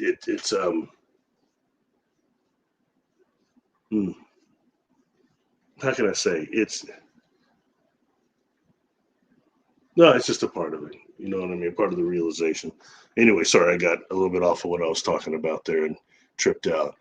Oh yeah, parasitic worms, the last thing I saw. Yeah, I've seen other stuff on people too. There's all sorts of little dark, weird creatures, and they come out of these portals, a lot of them, and jump on people. It seems like portals are a good way to get it.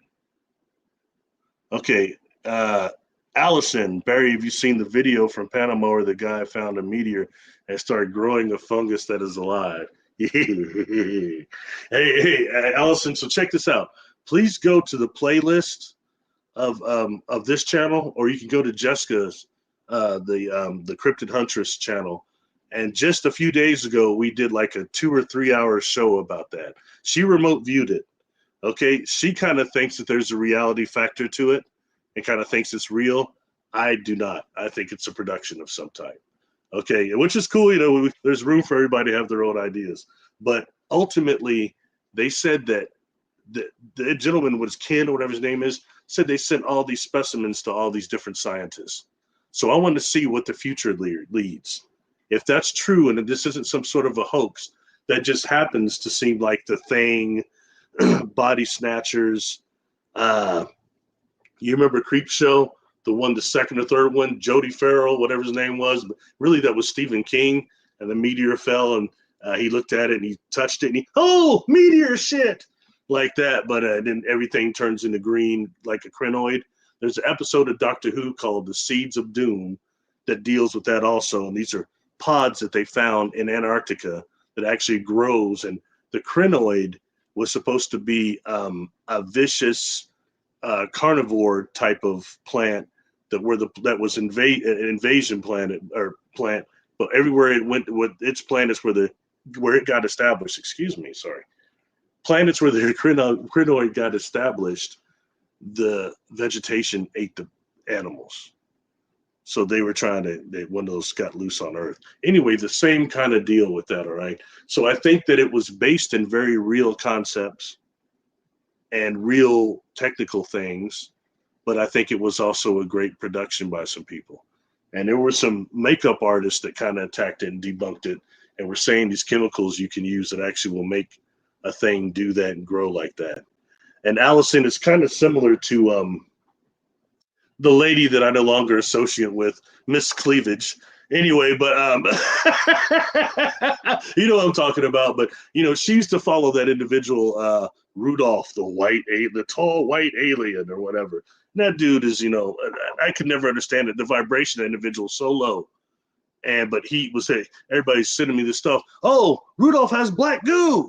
And he says thing, he's up there, I have black goo in this vial. He's ever going like that, and it's sliding backwards and forward. It's moving differently. And I looked at that, and I immediately, spider sense went off. I was like, man, that is ferromagnetic fluid that you can get on Amazon for magic tricks, okay? Does cool stuff like that. All right, so that's just, you know, stuff we have to be aware of, stuff like that, you know, just some of these tricks and stuff. But anyway, but as far as that meteor, that's kind of where I'm at with that. I'd like to see something scientifically that backs that up more than just that guy's story, the video pictures and stuff, which is all really cool, you know, the safe and all that. But you've got so many people in the film industry right now that are dying to get noticed for something like that, or to make a name for themselves secretly at first, and they'll reveal themselves later, that I think that may be what we're dealing with more. Hey, but for all what's worth, I hope Jessica's right and I'm wrong. It would be a massive, massive turning point if that is some type of a extraterrestrial fungi, like a radiotropic or something even different than that. And Jessica had pulled up some type of a mushroom that looked very similar to that thing, to the point of where she kept laughing, calling it a potato, the potato meteor or whatever. It did look like that, but when she pulled up this certain mushroom, if she's still in the chat, what's the name of it, Jessica, if you're still in there? Anyway, so sorry that I'm at 3:47 trying to get through everybody before we get out of here. Oh, the thing I never stopped. The brothers, the beings from the 5th and 6th mansion worlds or densities. I just thought that was really interesting, that you've got some of them coming to Earth and you're observing, you know, and how much love is. And I think it says a lot about us too, and what we are, you know, and at that level that the Bardo Thodol talks about, we can get to the higher levels of quote unquote the mansion worlds, the higher Bardos, and we start losing the validity, the volition to go forward and closer to the creator, you know. And at that deal there, because those beings were saying that they didn't know if it mattered, that they thought that the soul and the spirit might be different, because they've gotten to that level of spiritual attainment already. And how could things be going that good if there's still more? I think that's just myopic, short-sighted. And that tells you something that can happen when you get blissed out to a degree like that at certain levels of creation, certain levels of perception, I guess we should say. Anyway, sorry. Pulsing discs like the Dropa stones. Hey, Urso, what's the name of that other one? You've got the Dropa disc, but you've got that other disc that is they want to say it's like, what's affiliate? It's not a Dropa disc though, but it's got so many symbols on it. What is that one called? I saw a deal on it of Unexplained Mysteries recently. It was pretty cool. Divine Connection with Susan. Welcome. Thank you for coming.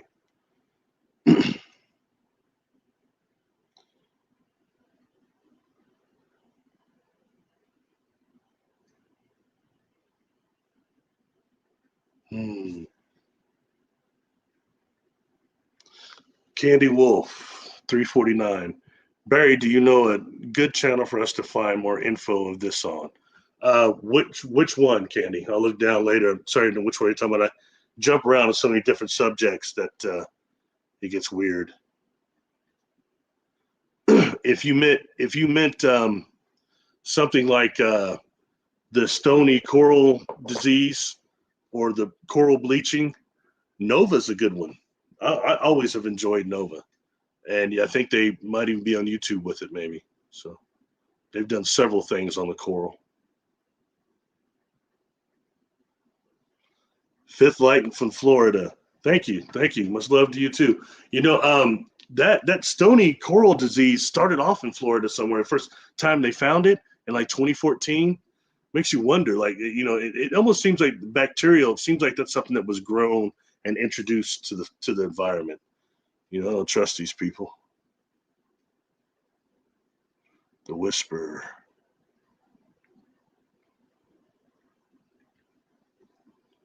Mm-hmm.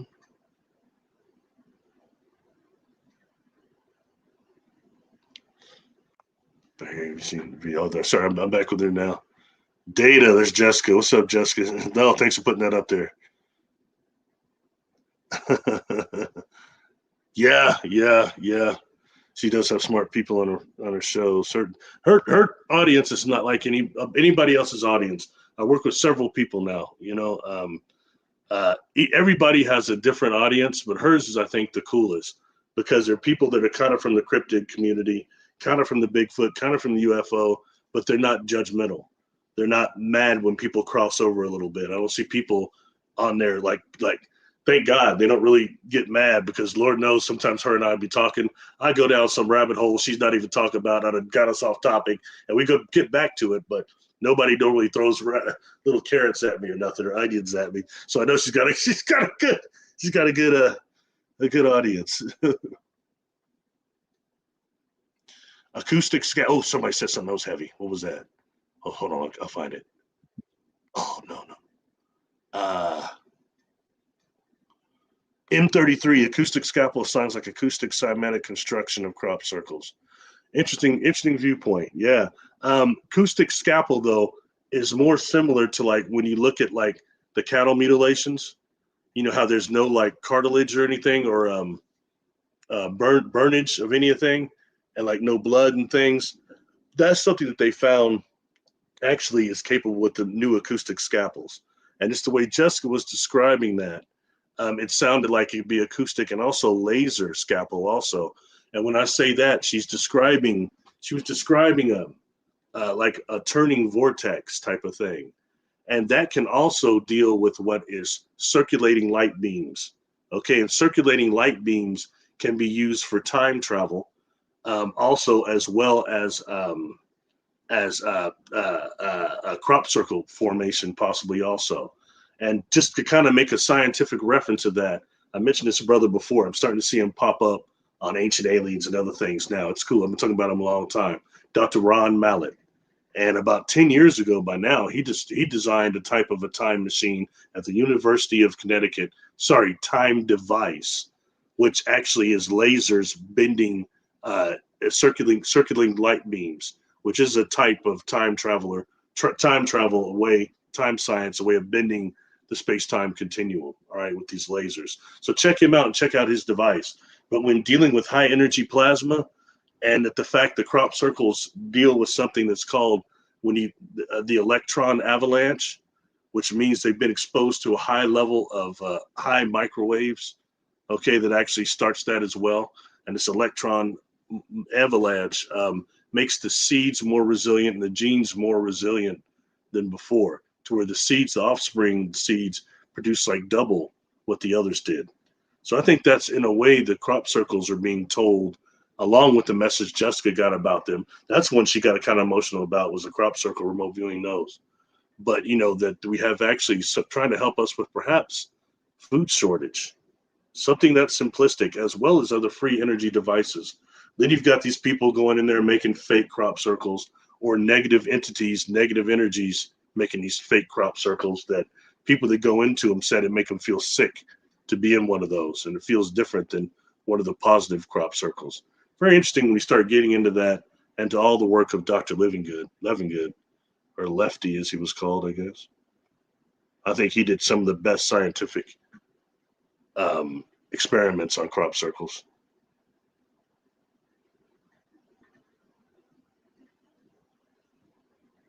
Mm-hmm. Yeah, symbiotics, a mushroom and coral. True. Light flashes. Hey, RT, welcome. Thank you.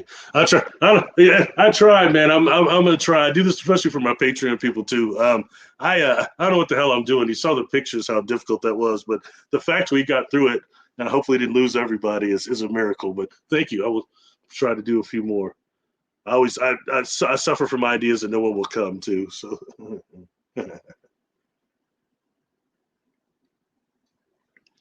Hey, could somebody please perhaps put a link to the or Jessica, if you're still here, could you put a link to that show over the meteor in the chat here for Allison, if you don't mind? I've always Jay's Truth Seeker. I've always liked Linda, but didn't know she was rich. Yeah, I think she's worth $4 million. Check out her net worth. Google will tell you real quick. Google snitch on people quick these days. You know, she was like before. She was like wherever she's from, she was like the state beauty queen or something. I've seen pictures of her with the sash on and all that. She's some sort of a model when she was younger, I guess. So it's pretty cool. Like I said, but you know, my interaction with her was extremely nice, actually. I remember every time I would say something, because I didn't say a whole lot because everybody on that panel was all these ancient aliens people. And I'm trying to figure out why in the hell I'm sitting up there. I pretty much think everybody up there is rich. Everybody's well known except my black ass. But I'm sitting up there with these cats, and every time I say something, she kind of tapped me and say, "Oh, it's very good, very good." And then she's like, "Hey, you want to go to lunch?" And I just sat there and looked at her. She's like, "Well, do you?" I was like, "Oh, yeah, yeah, yeah." We went and talked a little bit, and it was a good conversation. You know, she said, "I think you and I have work we're supposed to do together." And I never heard from her again, and she didn't respond from me. I reached out to her, and she communicated very, very little. And I'll be honest, I could be wrong, but is it because I mentioned melanin dominant extraterrestrials and it turns these people off? I could be wrong. I don't know. But it leaves a brother sus. Isn't that the word? I'm sus. Yeah. Anyway.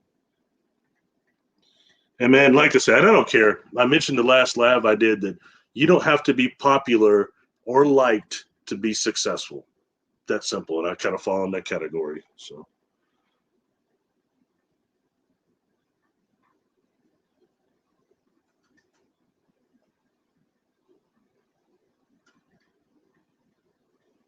There's more than what's up, Alice? There's more than 20 in the presidency.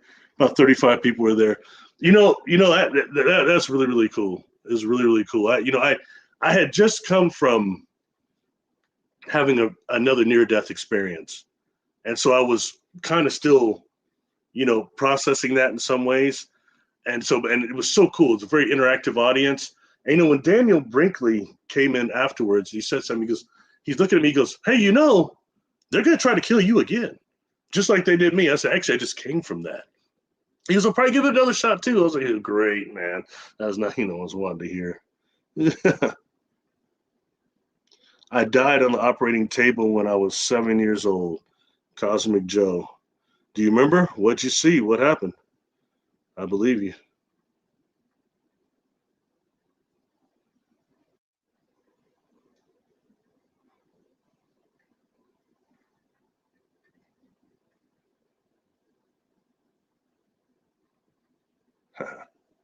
Okay, I think about Jade Mathers. Thank you. Welcome. Famik, what's happening? What's going on? Almost from the Netherlands. The Netherlands. Yeah. Somewhere I wouldn't mind going sometime. See some of those what, Mount Rangitoto? No, that's not the Netherlands, is it?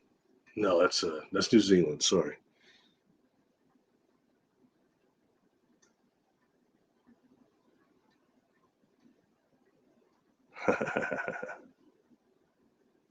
Very cool chat, everybody. Thank you all for being here. I'm sorry, I'm just kind of looking at it now, seeing anything that I need to address or anything. You guys are talking amongst yourself. Very good conversation. Good energy.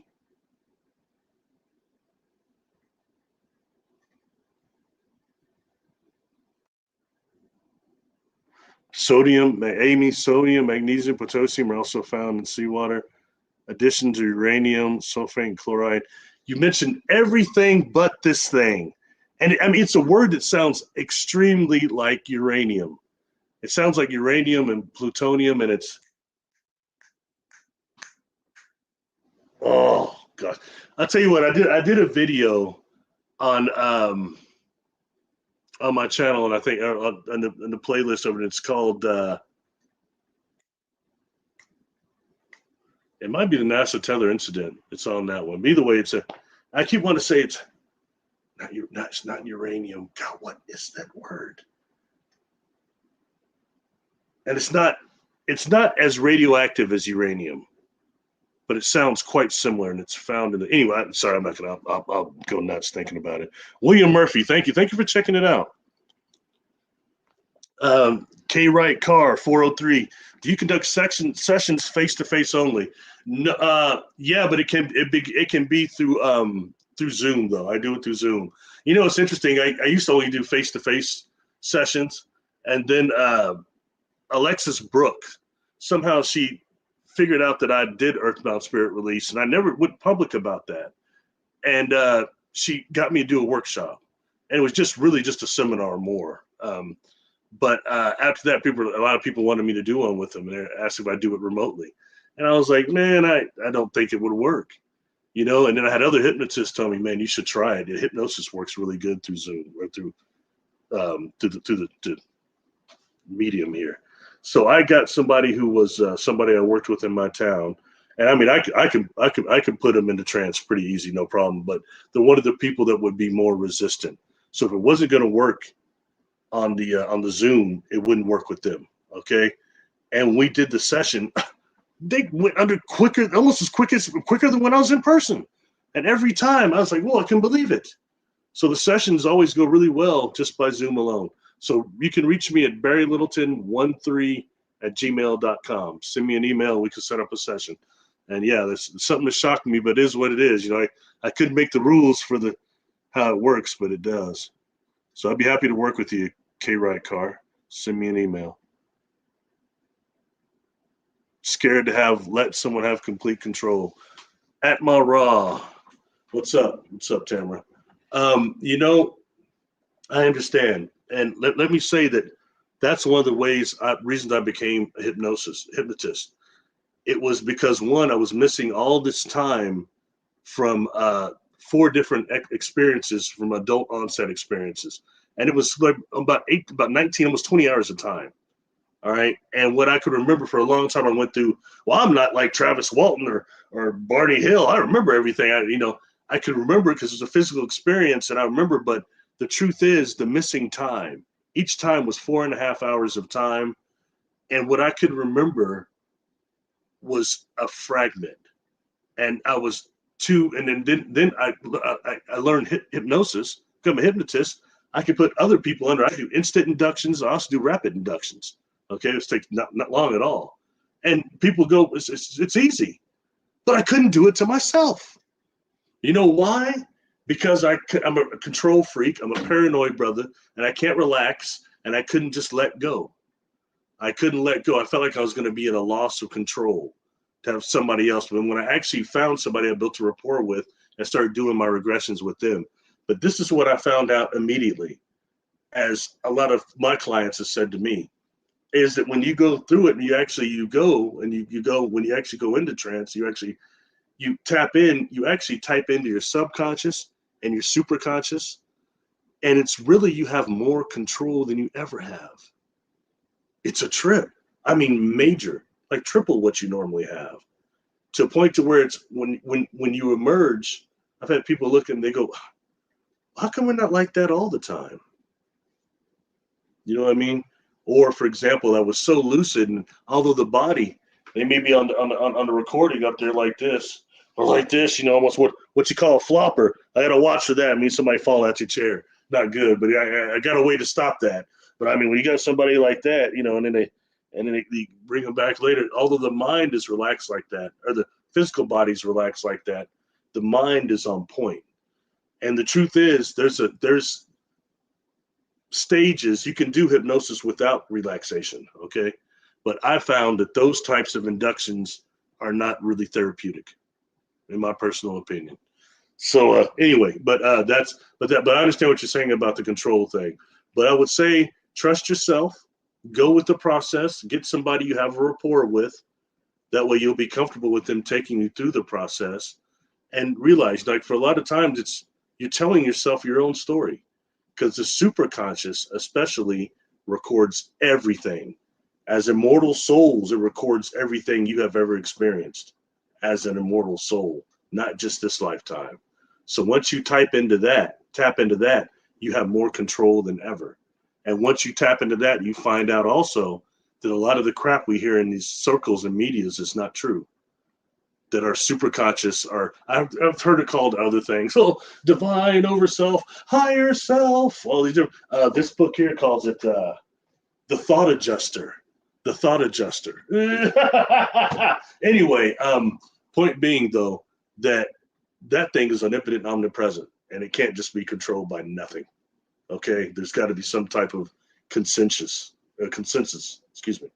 So just food for thought on that. So don't be afraid. And most of the time, people, unless you're one of those people that you're really in a big habit of lying to yourself all the time, you don't have anything to worry about. You're just telling yourself your own story, and really able to isolate it and go in depth with it. So it's something I recommend to anybody, especially those of you that saw a UFO before the era of drones. You saw a UFO maybe for, a couple of seconds, a minute or so, and nobody else saw it. You go, it's right there, right there. People go, you crazy, I don't see nothing. But the truth is, so much is relayed to our superconscious and subconscious during those seconds from beings that are on a faster vibration, a faster frequency than us, that it's unreal. Okay. And sometimes there's a time lag also. You might have seen that UFO 2 nights later, 3 nights later, you're having dreams about aliens or weird creatures, but you wouldn't put it together because there's a time lag there, and we go on with our life after you see it. You know what I mean? You just go on. But point being, so much can be relayed during those times. It's worth accessing and finding out what was given. And it's such a trip, because what you've got is, when I mentioned that, is you wouldn't think that you've got, let's say, this federation or this alliance or whatever. As vast as it is, you wouldn't think that as a collective consciousness, that entire federation would stop just so they all could singularly focus on you for communication. That's exactly what's happening. And we don't understand how the magnificent of some of this, Like I said, I'm not speaking for all experiencers and all contact, but the type that I've been through and I've dealt with. And it's so often that somebody, like, I remember, so one of those conferences I did, there's a young lady, it's the one that Ray was there, kept talking. But there's a young lady in the audience, melancholy lady in the audience, and she asked me a few questions. And she said, it's interesting what other contactees will often say to me because they are unaware of it. And when I say that, there's something that a term I stole from Doctor Who called Artron energy. And Artron energy is when somebody's on the TARDIS and the TARDIS uses wormholes, is how it travels. They get irradiated by this Artron energy, their cells of their body do. And it's a way that, like, agencies have a way to track people that have been inside the TARDIS, and they're trying to see if the doctor might pop back up. You know what I mean? But in reality, when we're dealing with some of us that have been on these ships physically, or around some of these beings who use their own personal kundalini as a power source for the craft as well, and they're dealing with going through these wormholes, going through these makos, it irradiates our cellular structure too. It's some sort of high energy, and I can detect it on other contactees. When I first mentioned this, I was like, God, why ever say that? Because people are coming to me, do you feel it on me? Like, oh God, but in reality, I can detect it on other contactees a lot of the time. And some of these people that I know are very well known in these communities and stuff, I've been around them. They make these huge claims, and I get around them. Man, they have zero effing Artron energy, none at all. But they're giving people all these stories and stuff. I'm like, why? Some of these people, they say they have all this communication. One cat is the devil talking about Mike, Archangel Michael talking to them. How are you talking to any of these angels or any of these ETs telepathically when you're not even a medium? How does that work? And I know they're not a medium because I watched them doing some bullshit tipping of a table with somebody, okay, and they're being asked questions by people in the group, and the one lady sitting right next to me, she's a very nice lady, Lori's her name. She's asking questions, and the whole time she's got her granddad is like right on her left shoulder, almost touching it, okay? And immediately during that time, I would have asked for survival evidence, which I did, and he gave me something. I can't remember exactly what it was now.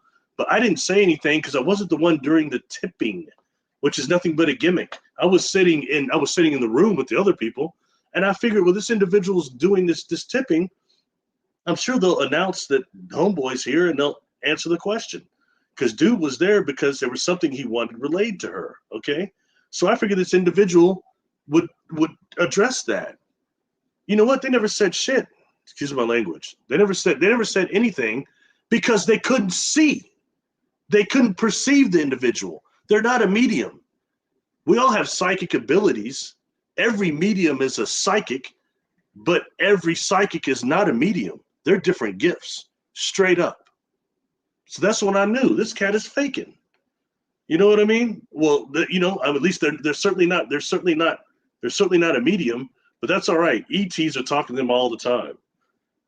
The angels are talking to them all the time. Screw somebody over in the back.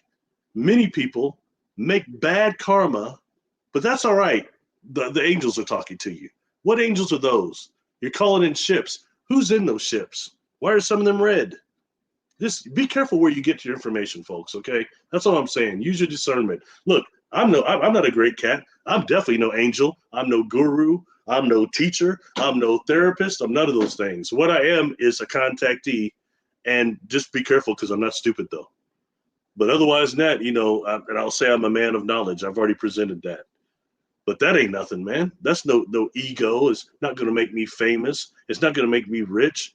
This is about humanity and about us actually getting humanity into this type 1 civilization without being in slavery, like what Jessica saw in TRAPPIST-1 or places like that, or this SSP thing that they're enslaving people through neurogenic weaponry. That's serious. We already talked about neurocognitive law and how there is none, so I won't go back through that. But that stuff is serious. Somebody like, for example, my friend Arkeen, he explains that stuff quite well. And look, he's been through hell, through torture. He's a prime person to make the Declaration for Rights and then go get a multi-body wireless body area network scan, and with also injunction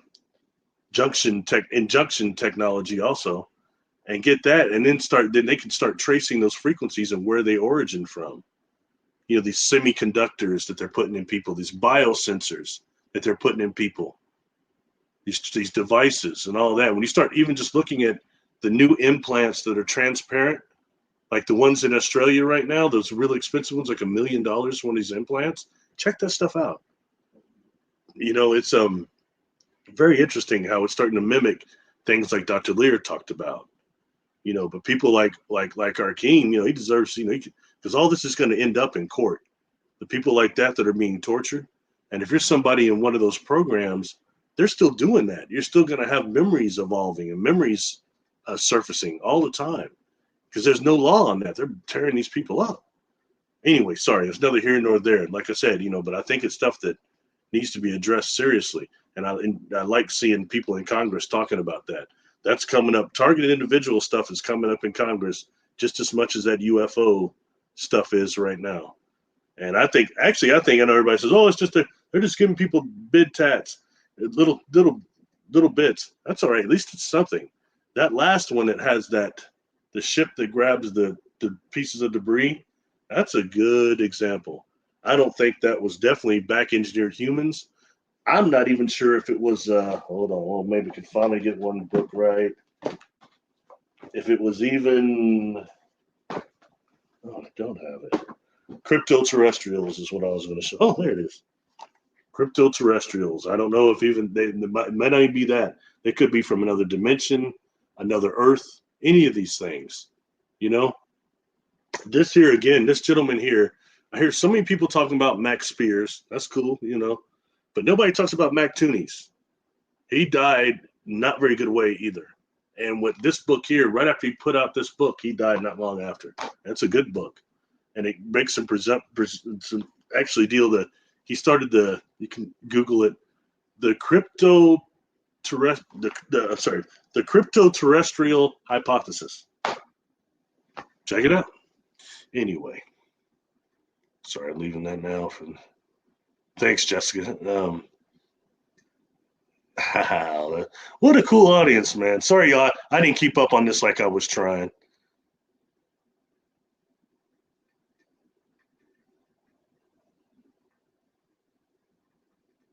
And up my raw, if you want to try a regression with me, you know, shoot me an email or whatever.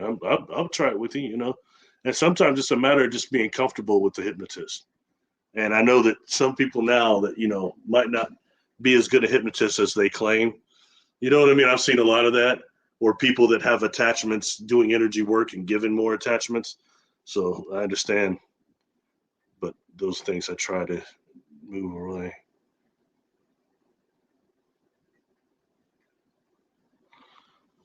Cryptoville. Barry, they're now saying there are 6 or 7 objects on an intercept course with 31 Atlas. I've not heard this, and I got to ask who's saying that. Real astronomers? People like at James Webb Telescope? Things like that is kind of take a little bit more, but it could be. I've just not heard it, though, Cryptoville. Thanks for letting me know, though. I will try to check it out. Sadly, I fall. I'm not always abreast of everything. Susan, what's happening? We have layers to peel. Oh gosh, the same very much. You know, like when I deal with like the earthbound spirits, that's just one level. And that's not the demonic. You've got the demonic, you've got the earthbound spirits, you've got the demonic, you've got others that are around us all the time, extraterrestrials, interdimensionals, all sorts of stuff. So definitely layers are bad. And not just that, then we get also our trauma from past life carries with us. And I find it fascinating how that trauma transitions between incarnations. And it always transitions into the cellular structure. I find that interesting how that works like that, you know? So that just makes it more. So attach that. So you get some generational curses with you, your own past life trauma, all that. Welcome to Earth, baby.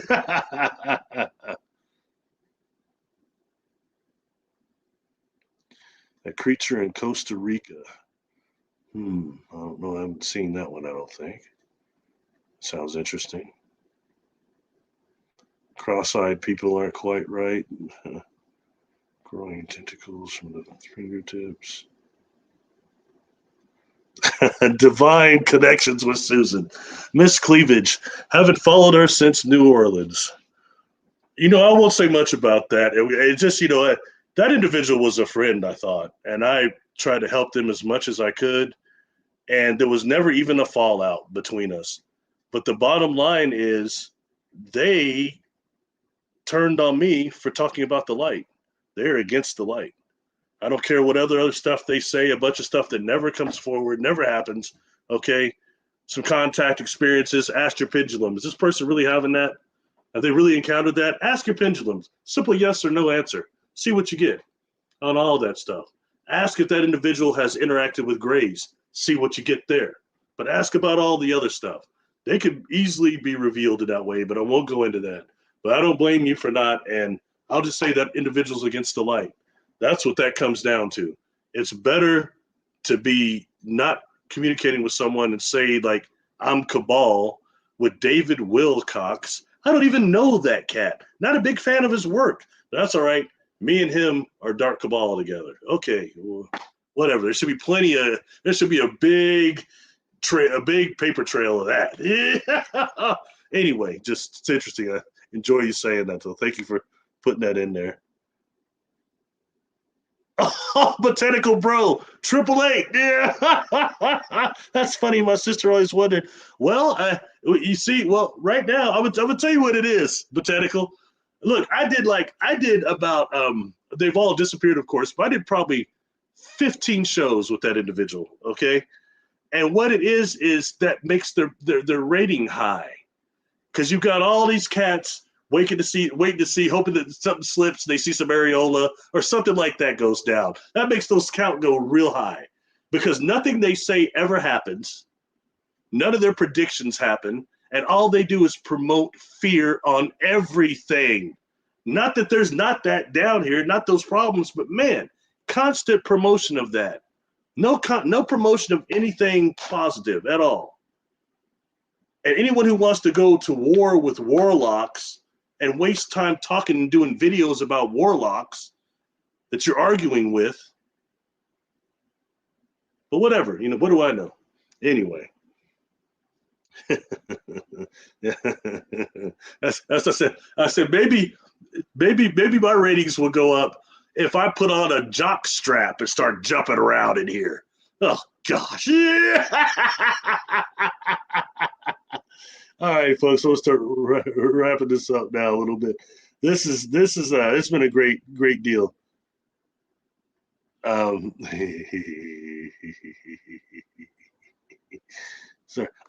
Gerardo 418. Is there any shows in Vegas that you're coming to? Oh, I was thinking Vega, the star system. Vegas? No, I've only been there one time for that deal with Jimmy Church and all of them about a year and a half ago now. So I don't have anything scheduled that way, but I'll be happy to announce it if I do. That's an interesting town, man. I didn't get to really move around much. My cousin lives there, but was it the Lexor it was at? Man, the first night I was just tripped out walking through all those different hotels that are connected. I was kind of blown away. I've never been there outside of a layover. It was pretty cool. I believe it's on. What's up, Amy? I believe it's on Nova also. Nova's great. You know, I never get political, but I will say this. When the funding for public broadcasting got cut, I thought that sucked. And we could lose things like Nova and stuff like that. And I'm sorry, I like NPR. It kind of keeps me informed. You know what I mean? I don't go political or nothing, but I'm just saying I really like Nova. So I hope that it doesn't go away. I like John Lewis Gates also and his roots thing.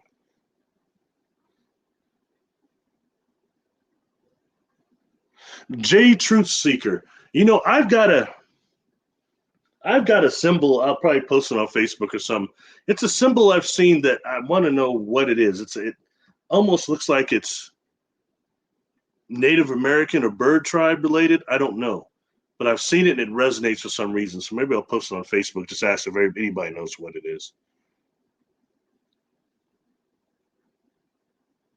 Okay. Wow. So thanks everybody for staying. I didn't think it'd go this long. I'm trying to wrap it up. Wow. Oh, thanks for posting that, Jessica, at 423. Thank you. Ask her if I can get a loan, Barry. You talking about Linda Moulton Howell? I met Linda back in 98. That's cool. Turn tide. Amen. Wow, this was a great chat, everybody. Thank you so much. Michelle Russ. Check it out. I know her. She's not a fan of mine. I had some bad interactions with Patty Greer, and I see why she's not very popular with a lot of people. But I'll leave that there. But yeah, you know, too bad because she's got good information. Both of her movies, she was one of the main ones talking about Dr. Levingood. I'd heard about him before, but not to the extension of what she went in this. That when we really get and look into what he was doing. And he's the one that really talked a lot of good stuff about the crop circles. So I give her much props for bringing that forward. But had some kind of bad interactions with her. And, you know, like I said, I'll be honest with y'all. Okay, look, 90% of the people you meet in this field, the well-known ones, are full of bullshit. Okay, I'm just going to say it. A big amount of them, they're backstabbers. They can't do what they say. They don't know what they claim to. And it not all of them, but 90%. Y'all know what I mean, because a lot of people in this group and Jessica's group are people with great discernment. And I've seen that, you know what I mean? So it's really cool in that way. What about Bigfoot and portals? William Murphy. Please go to the playlist of this channel and check out the Bigfoot Sasquatch playlist. There's about probably 30 some videos on there, but some of them are over portals, and especially when talking about trees and Bigfoot, because I believe that they use, there's a guy online named Man of Light, and he talks about, he's got pictures of what appear to be Sasquatch manifesting out of trees, and you're hearing pops on that too. And MK Davis had just addressed that too on Jessica's show. He had shown a picture of at that East Texas, as he called it, provocation opposed to habitation. But there's a tree, there's a Bigfoot coming out of this tree, or at least you see the face on there. And I think it's the same thing, this manifesting you're dealing with. And what was told to me is that actually they can only manifest out of a tree. They can only use it once or twice, and they have to leave it alone for a long time because it has to regenerate. They can't keep using the same tree over and over. So that's just a thought when thinking about Bigfoot and portals. And also, does that have anything to do with that flash of light? And Jessica talked about that with MK Davis too. He did a video a couple of years ago about the Paul Freeman footage. And we're like, whoa, there he goes, with these flashes of light. And so when you know, to make energy, you have to have a source of energy generation. And what are they using to actually slip into another dimension, to use these portals, to manifest the portals? How does the radiation come into that? You know what I mean? So, Cosmic Joe, I didn't experience this when I died, but I did share it afterwards when I was abducted by a UFO. My 270. Unobtainium, I like that. Oh no, I don't know. I don't either. It's God. It's the radium thing. Gosh, I'll find out what it is and I'll post it. It's because he wants to say plutonium, but it's not that either. I'm sorry that I can't. But all these are good things, though. Everybody's saying.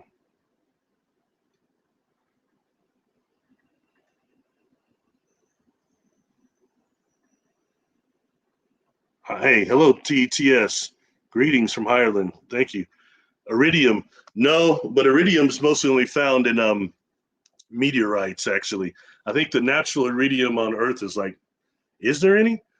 But I know it's very much found on meteorites. I think especially techites, if I'm not mistaken. MW33, I don't know what that one is. Ruthium, I know what that one is. See, you just exceeded my knowledge, my friend, very quick. It don't take much to beat me on that.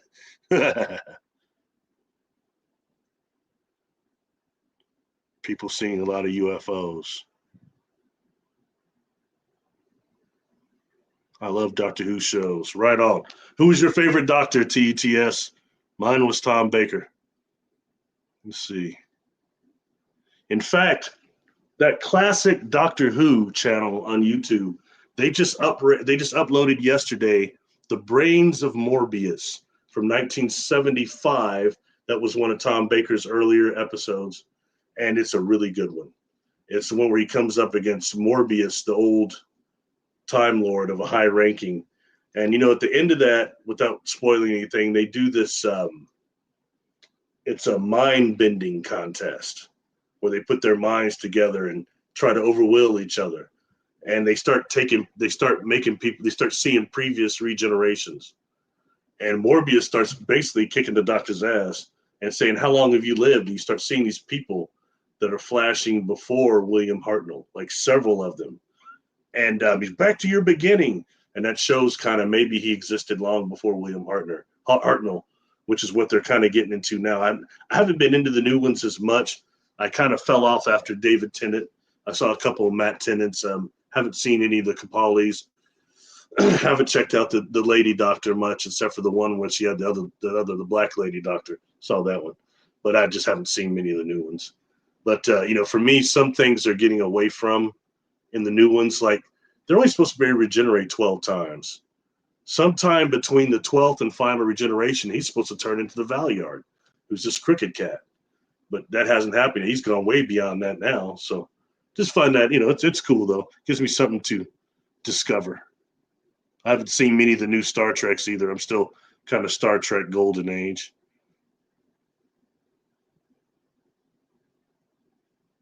Without going in details, I went under once and met an ancestor, and daylight in that realm was soft blue color. What's the significance of that? Thanks for your response.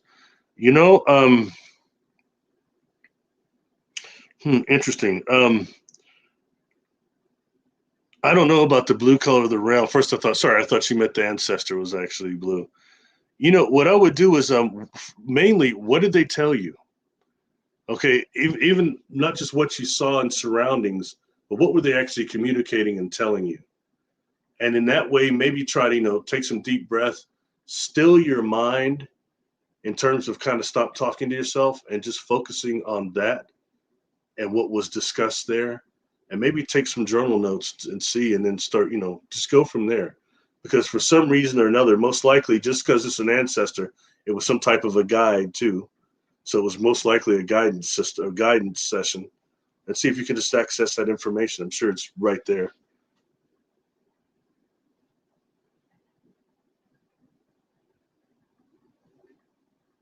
Boondock Mojo, welcome. What's up, Nathan? Thanks for coming in, man.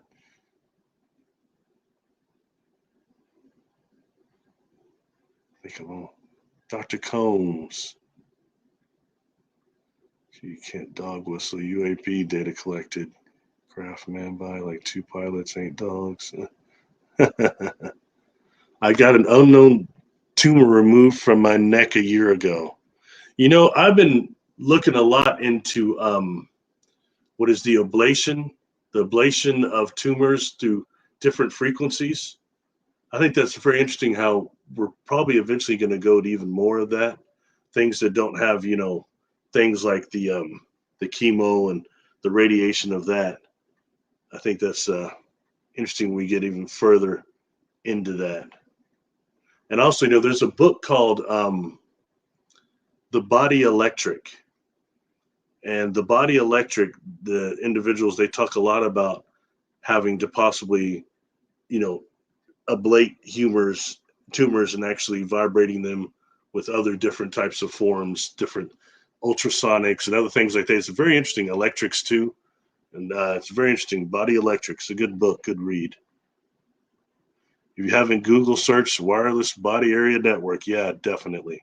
And they've got M33, they've got some really good, interesting applications now that really are kind of reading people with these apps using that, and it's fascinating. So you got people saying, oh, this person's messed up, that person's messed up, and using that to kind of read an aura too, and then just kind of making some things that they want. It's fascinating. I've seen it, but the way that's going. In fact, what's the name of one of those? My friend Missy, oh gosh, I can think of her last name right now. Oh, Missy actually has that app, and she does work with that. One of those body area network things. R.I.P. Renetta Jones. Greetings from Serbia. Well, thank you. Welcome. Wow, what a cool deal. James, a lot of good stuff with Renetta Jones. James, interesting guy. I will say something concerning James. Honestly, I wasn't a fan of his at first. Had a bad interaction or two with him, but I didn't really get to know him. I got to know him in Asheville, and actually, he's all right. I kind of like James, and I don't like that I've seen some people exploiting him. I think that they're taking advantage of him. As far as that stuff, he's really super knowledgeable on all that SSP stuff. I mean, down to the milligram and some other stuff too. Some stuff he goes pretty far into. And I did a couple an interview with him when we were out there. Went and had a couple of beers. He's all right cat, man. But I just wish that people would not exploit him. You know what I mean? Taking advantage of him. I don't think it's very cool. And that way, I kind of will always look out for him. I don't think he deserves that. You know what I mean? So anyway, but cool cat, man. Really good information. So, and it's helpful for somebody like me. I wasn't super super soldier or secret space program. So it's good. It helps me put some of the tapestry together. You know what I mean?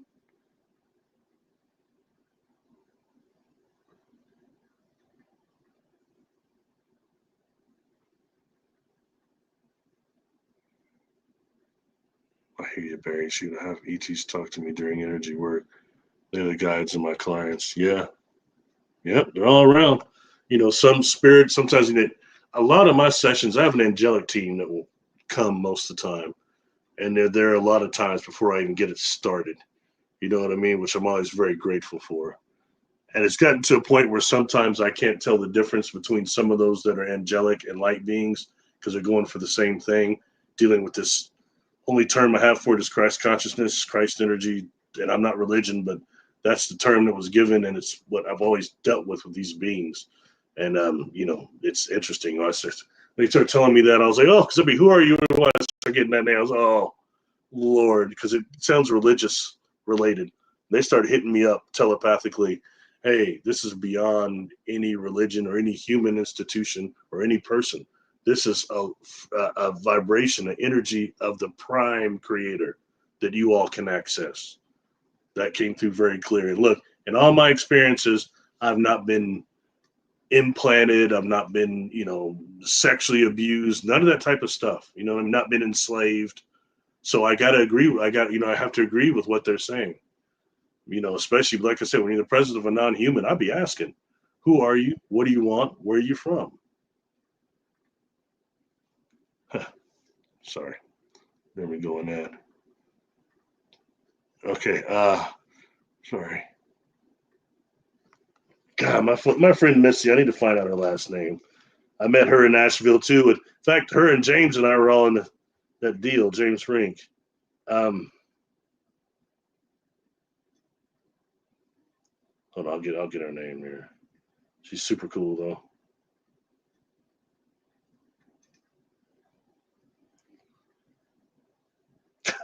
That helps. I put Missy from conference. Gee, that helped.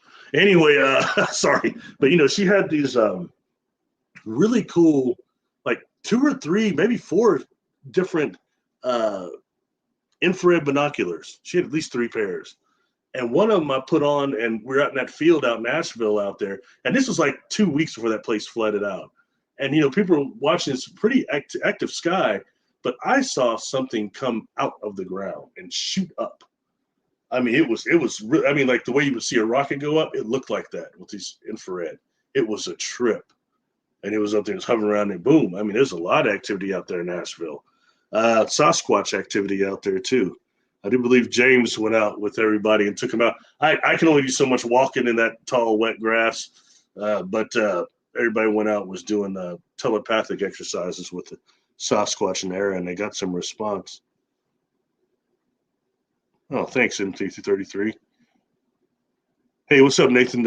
I mean, I'm sorry, I was the beginning. You can go back and check it out. I got it done probably in only like an hour this time.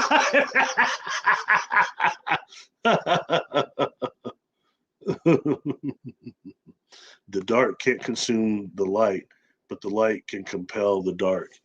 I actually remember too, from the dark emerges the light too. From the dark comes the light. And I think that has a lot to do with when you start dealing with the inside of these Makos themselves. Okay, and I actually did a deal to Rudy Shield. It's only on my Patreon only. But I sent it to Rudy, and he's sitting around these other quantum physicists, these other physicists. They were all throwing it, astrophysicists. They were throwing it around a little bit, you know. It was the fact that I think on the inside of a Mako, of a black hole, the very center of it, I do not believe is Higgs boson. I think it's what exists actually in our deep biosphere here, which when I talked about some of that bacteria and fungal components that are unknown, a lot of that is melanin. Most of it is melanin dominant bacteria. So they call it dark black matter, or dark, dark, oh boy. So I'm getting tired. I need to probably cut this too soon. Dark microbial matter. That's it. Sorry about that. Dark microbial matter. is what they call that. So it's melanin dominant. And like I mentioned earlier, when you deal with things like the radiotropic fungus, these melanin dominant microorganisms we need to be aware of. They're harmful bacteria. There are also positive ones like the bacterial lambda, lambdophage. You can look that up, lambdophage bacteria, and how it actually has a light quantity to it, how it attacks negative bacteria, and how actually the isosthesis is trying to change at the moment of death when the pharaohs were mummifying themselves, getting mummified. It was supposed to be giving time for the body and the consciousness to convert the bacteria, the lambdophage, to actually helping us miss the death process and taking over the regeneration of the spirit and body. It's very interesting, you know. That's work by Dr. Judy King, or I don't know if she's a doctor, Judy K. King. Pretty interesting lady. I think she's quite brilliant. Anyway, sorry.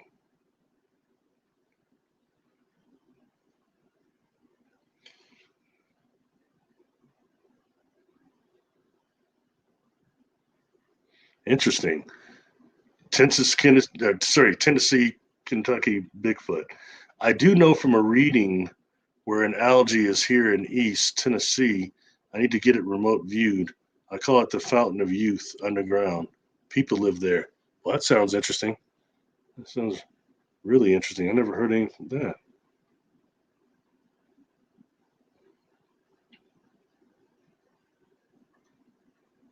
Underground fairy. Yeah, that does sound interesting.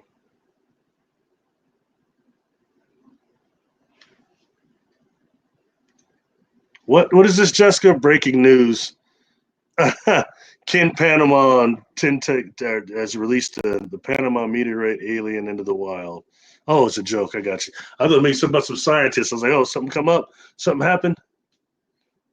I like I said, I hope your data's that you're right on that it is real or something. You know, that we find out something about it and not a scam. That'll be really interesting. It could be, like I said, it could be a game changer. Real easy, Jessica. Game changer. I'm always looking for a good game changer.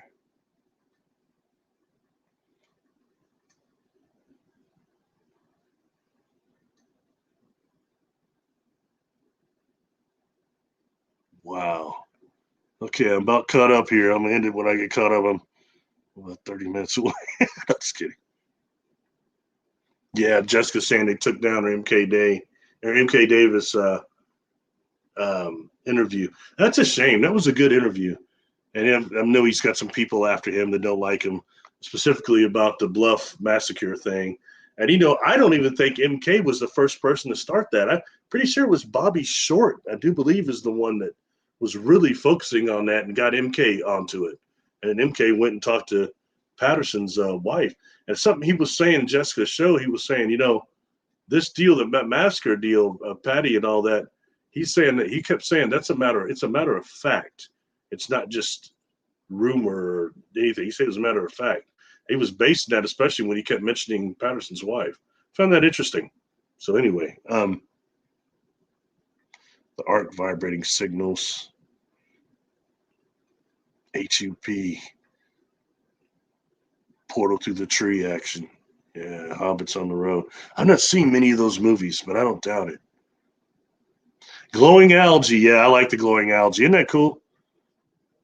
And I'll say something else. You know, when dealing with that, it's always worthy to listen to things like what are called astral speleologists. I know speleology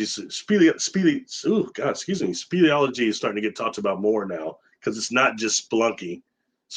It's different.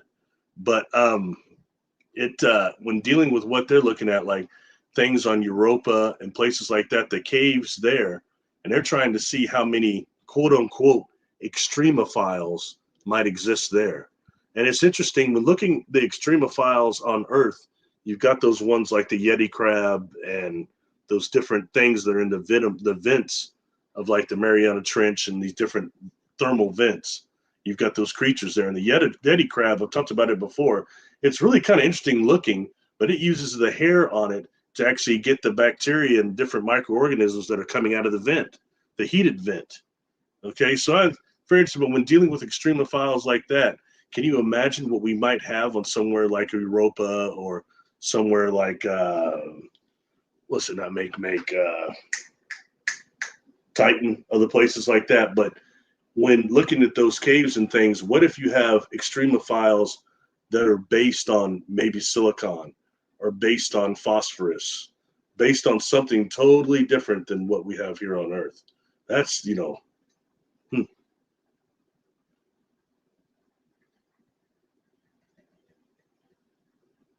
Selenium? No, that's not it either.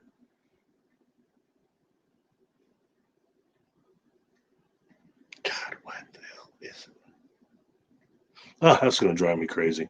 I have to watch my own video to figure out what the hell that is again.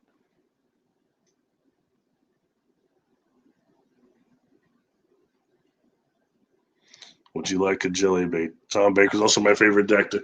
Right on, Nathan. Real quick. So, who are your first three? Like, I got Tom Baker was my first. My second was always John Pertwee, but then David Tennant came along. I thought he did a pretty good job, man. Christopher Eccleston was good too, but David Tennant was pretty good in terms. He's just about my age, and he kind of put some of that Tom Baker in there. He put some of that Peter Davison in there. Heck, he's married to Peter Davison's daughter, right?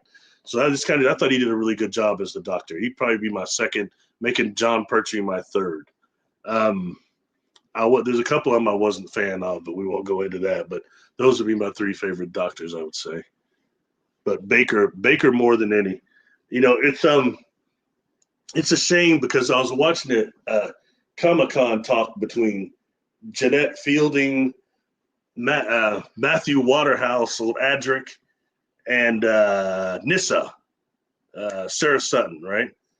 And I've heard him talk about it before. Matthew Waterhouse, he said he was a huge fan of Tom Baker. He got that role, and then he had a picture of him up in his room and everything, in his dressing room. He said that Tom Baker was so miserable to him and such a prick that he tore that thing down. He said after the very first time he worked with him. Jeanette Fielding said that too, because he was about to leave and he was just being horrible. And he was at a point where he thought he was like controlling how the character was. And that new guy that came in, was it Nathan Turner that stopped him from doing that? And that's too bad. So I can see kind of how his whole demeanor changed that last season, especially the last one, Legopolis. Not that I liked all the performances he put on, except for that one season where they tried to make him like a goofy doctor, like the second one. I wasn't a big fan of Doctor Number 2. All right, those that I saw anyway. So I kind of don't like it. I was like, am I watching Doctor Who or am I watching Moe from the Three Stooges? That's kind of anyway. Sorry, food for thought on that, Nathan. Sure, nobody wants to hear me go on about my Doctor Who obsession.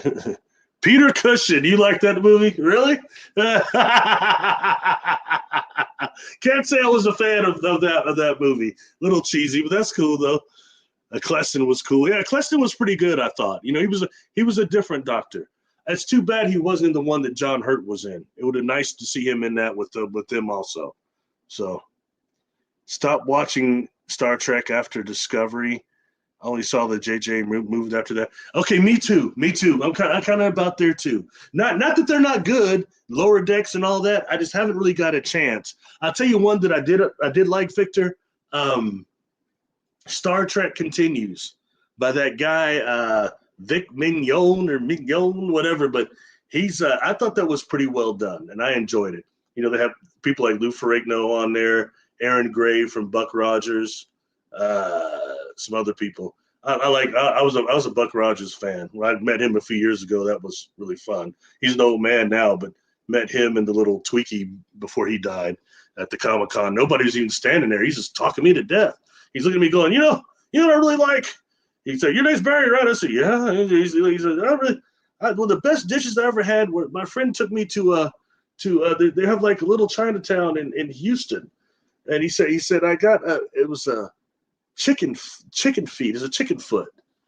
I was looking at him. The little midget guy comes over here. Sorry, little condo plays, and Tweaky comes over.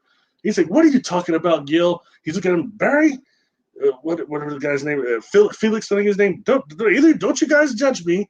I'm saying I was tripped out too when they brought it out, but underneath it is the most tenderest, a delicacy. The meat was a delicacy underneath. It was just a trip sitting there talking to that cat. I was like, wow, okay. I'll tell you somebody else that talked me to death at a Comic-Con. Oh, Flash Gordon. I was trying, you're not supposed to take pictures of those cats, but he was standing in his booth. I was trying to get a little side picture. And he's shaking this water. And he's shaking his head. He comes over. I'm standing by this trash can. He walks around the booth. He walks over and he takes the that didn't work. And he throws the water in the trash. He kind of nibs me. Go, hey, man, how you doing? I was kind of standing like, damn, I guess I'm all right. Shit, Flash? It was odd. You know what I mean? I went back to his table and sat there and talked to him for a little while. It's just interesting. You know what I mean? Sometimes the late 70s and 80s are golden in some ways. There was one a couple of weeks ago, and somebody walked by, hey, how you doing? And it was Heather Thomas from The Fall Guy. I was looking at her, hey, I'm all right. I let her walk by, checking it out, Anyway, sorry. Enterprise, Enterprise, I didn't watch that as much when it was on till after. And I will say, there's some things on there that were pretty good. I think when they dealt with Daniel and the whole Time Commission, that was really good. And they had the ship that came from the future, and they were talking about it was the people somebody tried to come get it. The cats like the heat, but they were saying there was temporal radiation making it very dangerous. It was giving people deja vu.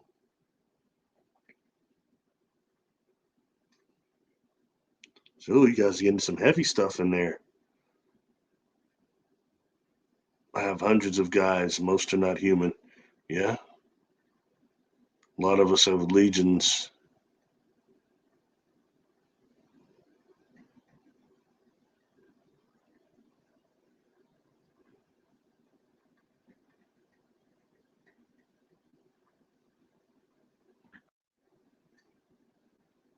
Angel wings. When I died, the angelics that I saw, and like I said, I think sometimes angel doesn't denote these beings enough. These beings were pure light, okay, of a totally different way. And there was so much love coming off these beings that I think they must have been holding back, or it would have burned up my body. I'm a firm believer of that, okay? I think that we don't think of love hurting like that, but when you're coming directly from creator type of love, it was incredible, okay? And the name that I give them is one from the Uranta book that they call Super Nanaphim, SUPERNAPHIM. And it's describing a different type of archangel. Not archangel, they're different, but it's that type of level, okay, of power and things. And I'm pretty sure that's what they were, and that they were also, I know they were healing me to the point of where I tell you I had diffusal axonal, okay, which is similar to second baby syndrome. It means when I hit, my brain turned in the case. And it was that was killing me, amongst other things. And basically it took a miracle for it to turn back the other way. All right. But when saying these beings did that, I know they helped me. And, I had a friend, White Dove. She's got to be about 90 years old by now. But she was a medium and psychic that I worked with in high school a little bit and a little after that. And she came to see me while I was in that coma in the hospital. And that was a weird deal. It took a long time for they showed me the sign-in book. Hundreds of people signed in there and came to see me there. But she was one of them.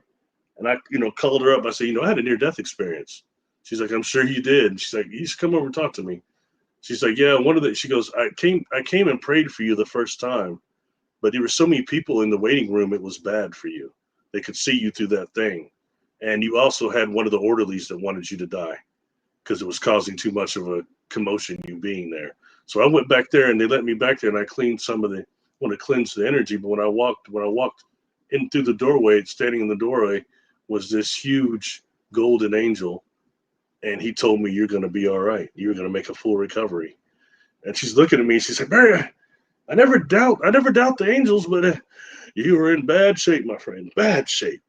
She goes, when I look in there, she said, there's one that is rubbing your brain. One of these angels is massaging your brain. I don't know what he was doing.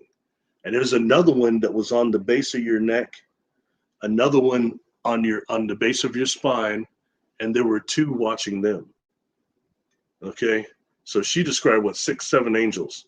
I could still see in my mind's eye when I remembered, before I could remember who I was, when I got out of the coma, I could see 4.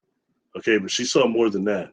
And she said when they were communicating with her, I didn't know she spoke a bunch of different languages, but she said each one of them used a different language and sounded also like a different musical instrument. And let me tell you, so one of the things that saved my life is my brain overnight one night turned back in the case the way it should be. And that is what that angel was doing. Now, look, I don't care. You can't make that stuff up. And when I hear some people, saying things, they talk about the death process and things. I've been to the other side. I've seen some things. Okay. I've worked with earthbound spirit population. Okay. I can see medium wise, and the work itself, what they're telling people, oh, don't go into life. It's just a reincarnation cycle. That's crap. That's crap. And the ones that say, I don't buy into light, that's fine. Well, what are you going to do when you die? What great deal are you doing? Don't tell me you have enough personal power while you're in this body. You have enough personal power that when you get outside of this body, you're prepared for the fact that this universe is maybe a lot like the ecosystems we see here on Earth, which is predatorial. Earth's natural ecosystem is very predatorial. And as beings of perception and beings of energy, we have to be aware that there are predators out here. Okay, they're already bad enough on Earth here. As soon as we get here, they start eating at us, saying things that make our negative self grow. And then we get some trauma, separates it into the negative identities, and it keeps going like that. You know what I mean? They don't even have to give us the bad thoughts sometimes. They just pour grease on the fire. We're already doing it to ourselves. So much of our energy is tied up in the negative self. It's unreal. You know what I mean? Enough to where we can't even perceive, sometimes dream lucidly and do other things that are feats of perception because we don't have enough free energy, because it's all being consumed by the negative self, and the rest is being eaten by these energetic predators.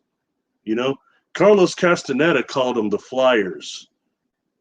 And somebody did something to me when I was younger that's similar to that happened to him. I think they're actually using his technique, which is sitting there with the individual, and they turned the light off into total blackness in this room. Total darkness. Had the windows all blacked out and stuff. And so they turned the light off. It's complete darkness in there. And, at a point to where I started seeing things moving. And it shocked me a little bit. Seeing things move in the blackness. And he gets done, the cat's telling me, so I knew you had enough free energy you could see. I know you'd see them. And I've seen the shadows before, both circular ones and also ones that are more ovular. Okay, and I've seen them jumping on people, but this was different. These things were big shadows that seemed to fly through the air or hurl. And I've seen this thing, but it's in pitch blackness. I'm seeing this thing. And it seems like it flies over, and I hear some boom. And this dude starts telling me later, he said, man, yeah, they're heavy. You heard that, didn't you? I said, yeah, I heard it.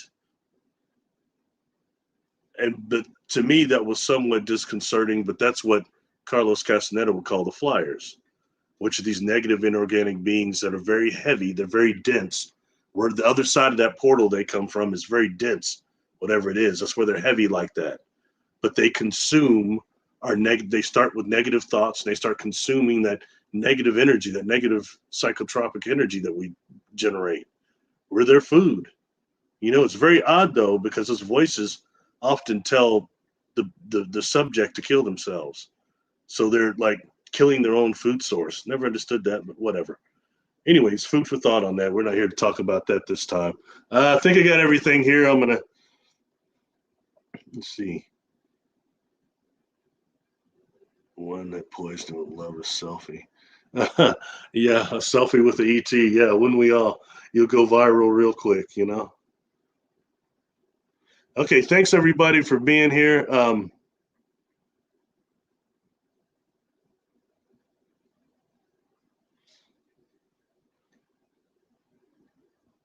Eumelanin and phenomelanin, actually. No,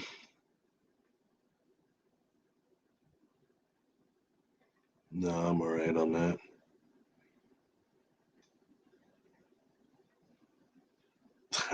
Thanks, no one. Appreciate that. Cool. Thank you all for being here. I'm gonna go ahead and probably sign off now. I got almost to the end of the chat. I got a client coming up soon, so I got to tune in and get ready. Oh, thanks, Nathan. All right, cool. Hey, thank you all for being here. I'm probably maybe going to try to come back next week. We'll see if anybody watches these. When I put out, I still have a few like normal videos to put out like I used to do, but like nobody watches those anymore.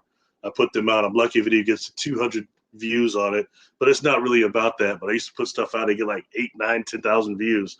But hey, it is what it is. Probably not everybody likes the information I give out, but it's still, I think, more important to have quality opposed to even quantity. But my opinion only, Anyway, you can reach me at barrylittleton13@gmail.com for services. I do hypnosis, several different things, past life regression, extraterrestrial regression, trauma release, earthbound spirit release. That's a big one. Okay. And generational curse, actually more dissolvement. I also do negative identity dissolvement, but you don't need to be hypnotized for that.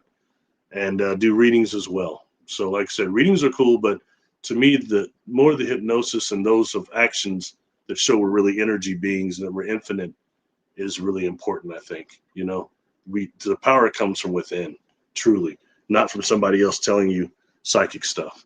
For the most part, Anyway, thank you all for coming. And I will let everybody know next week. Next time, I've got 2 other things I want to talk about. One would be Jack the Ripper, and something that actually had given me a great deal of information concerning serial killers and kind of had me investigating that and researching that in my years in college, especially. So I'll probably go over that at one point. And the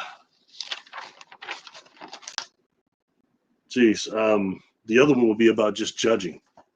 How sometimes we spend too much time judging others in situations, especially others, too much time judging instead of living.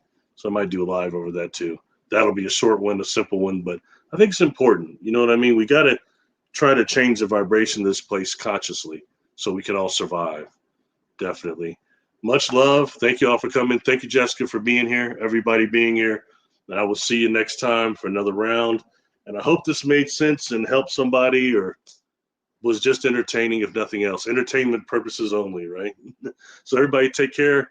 Thank you all for being here. Much love. Peace.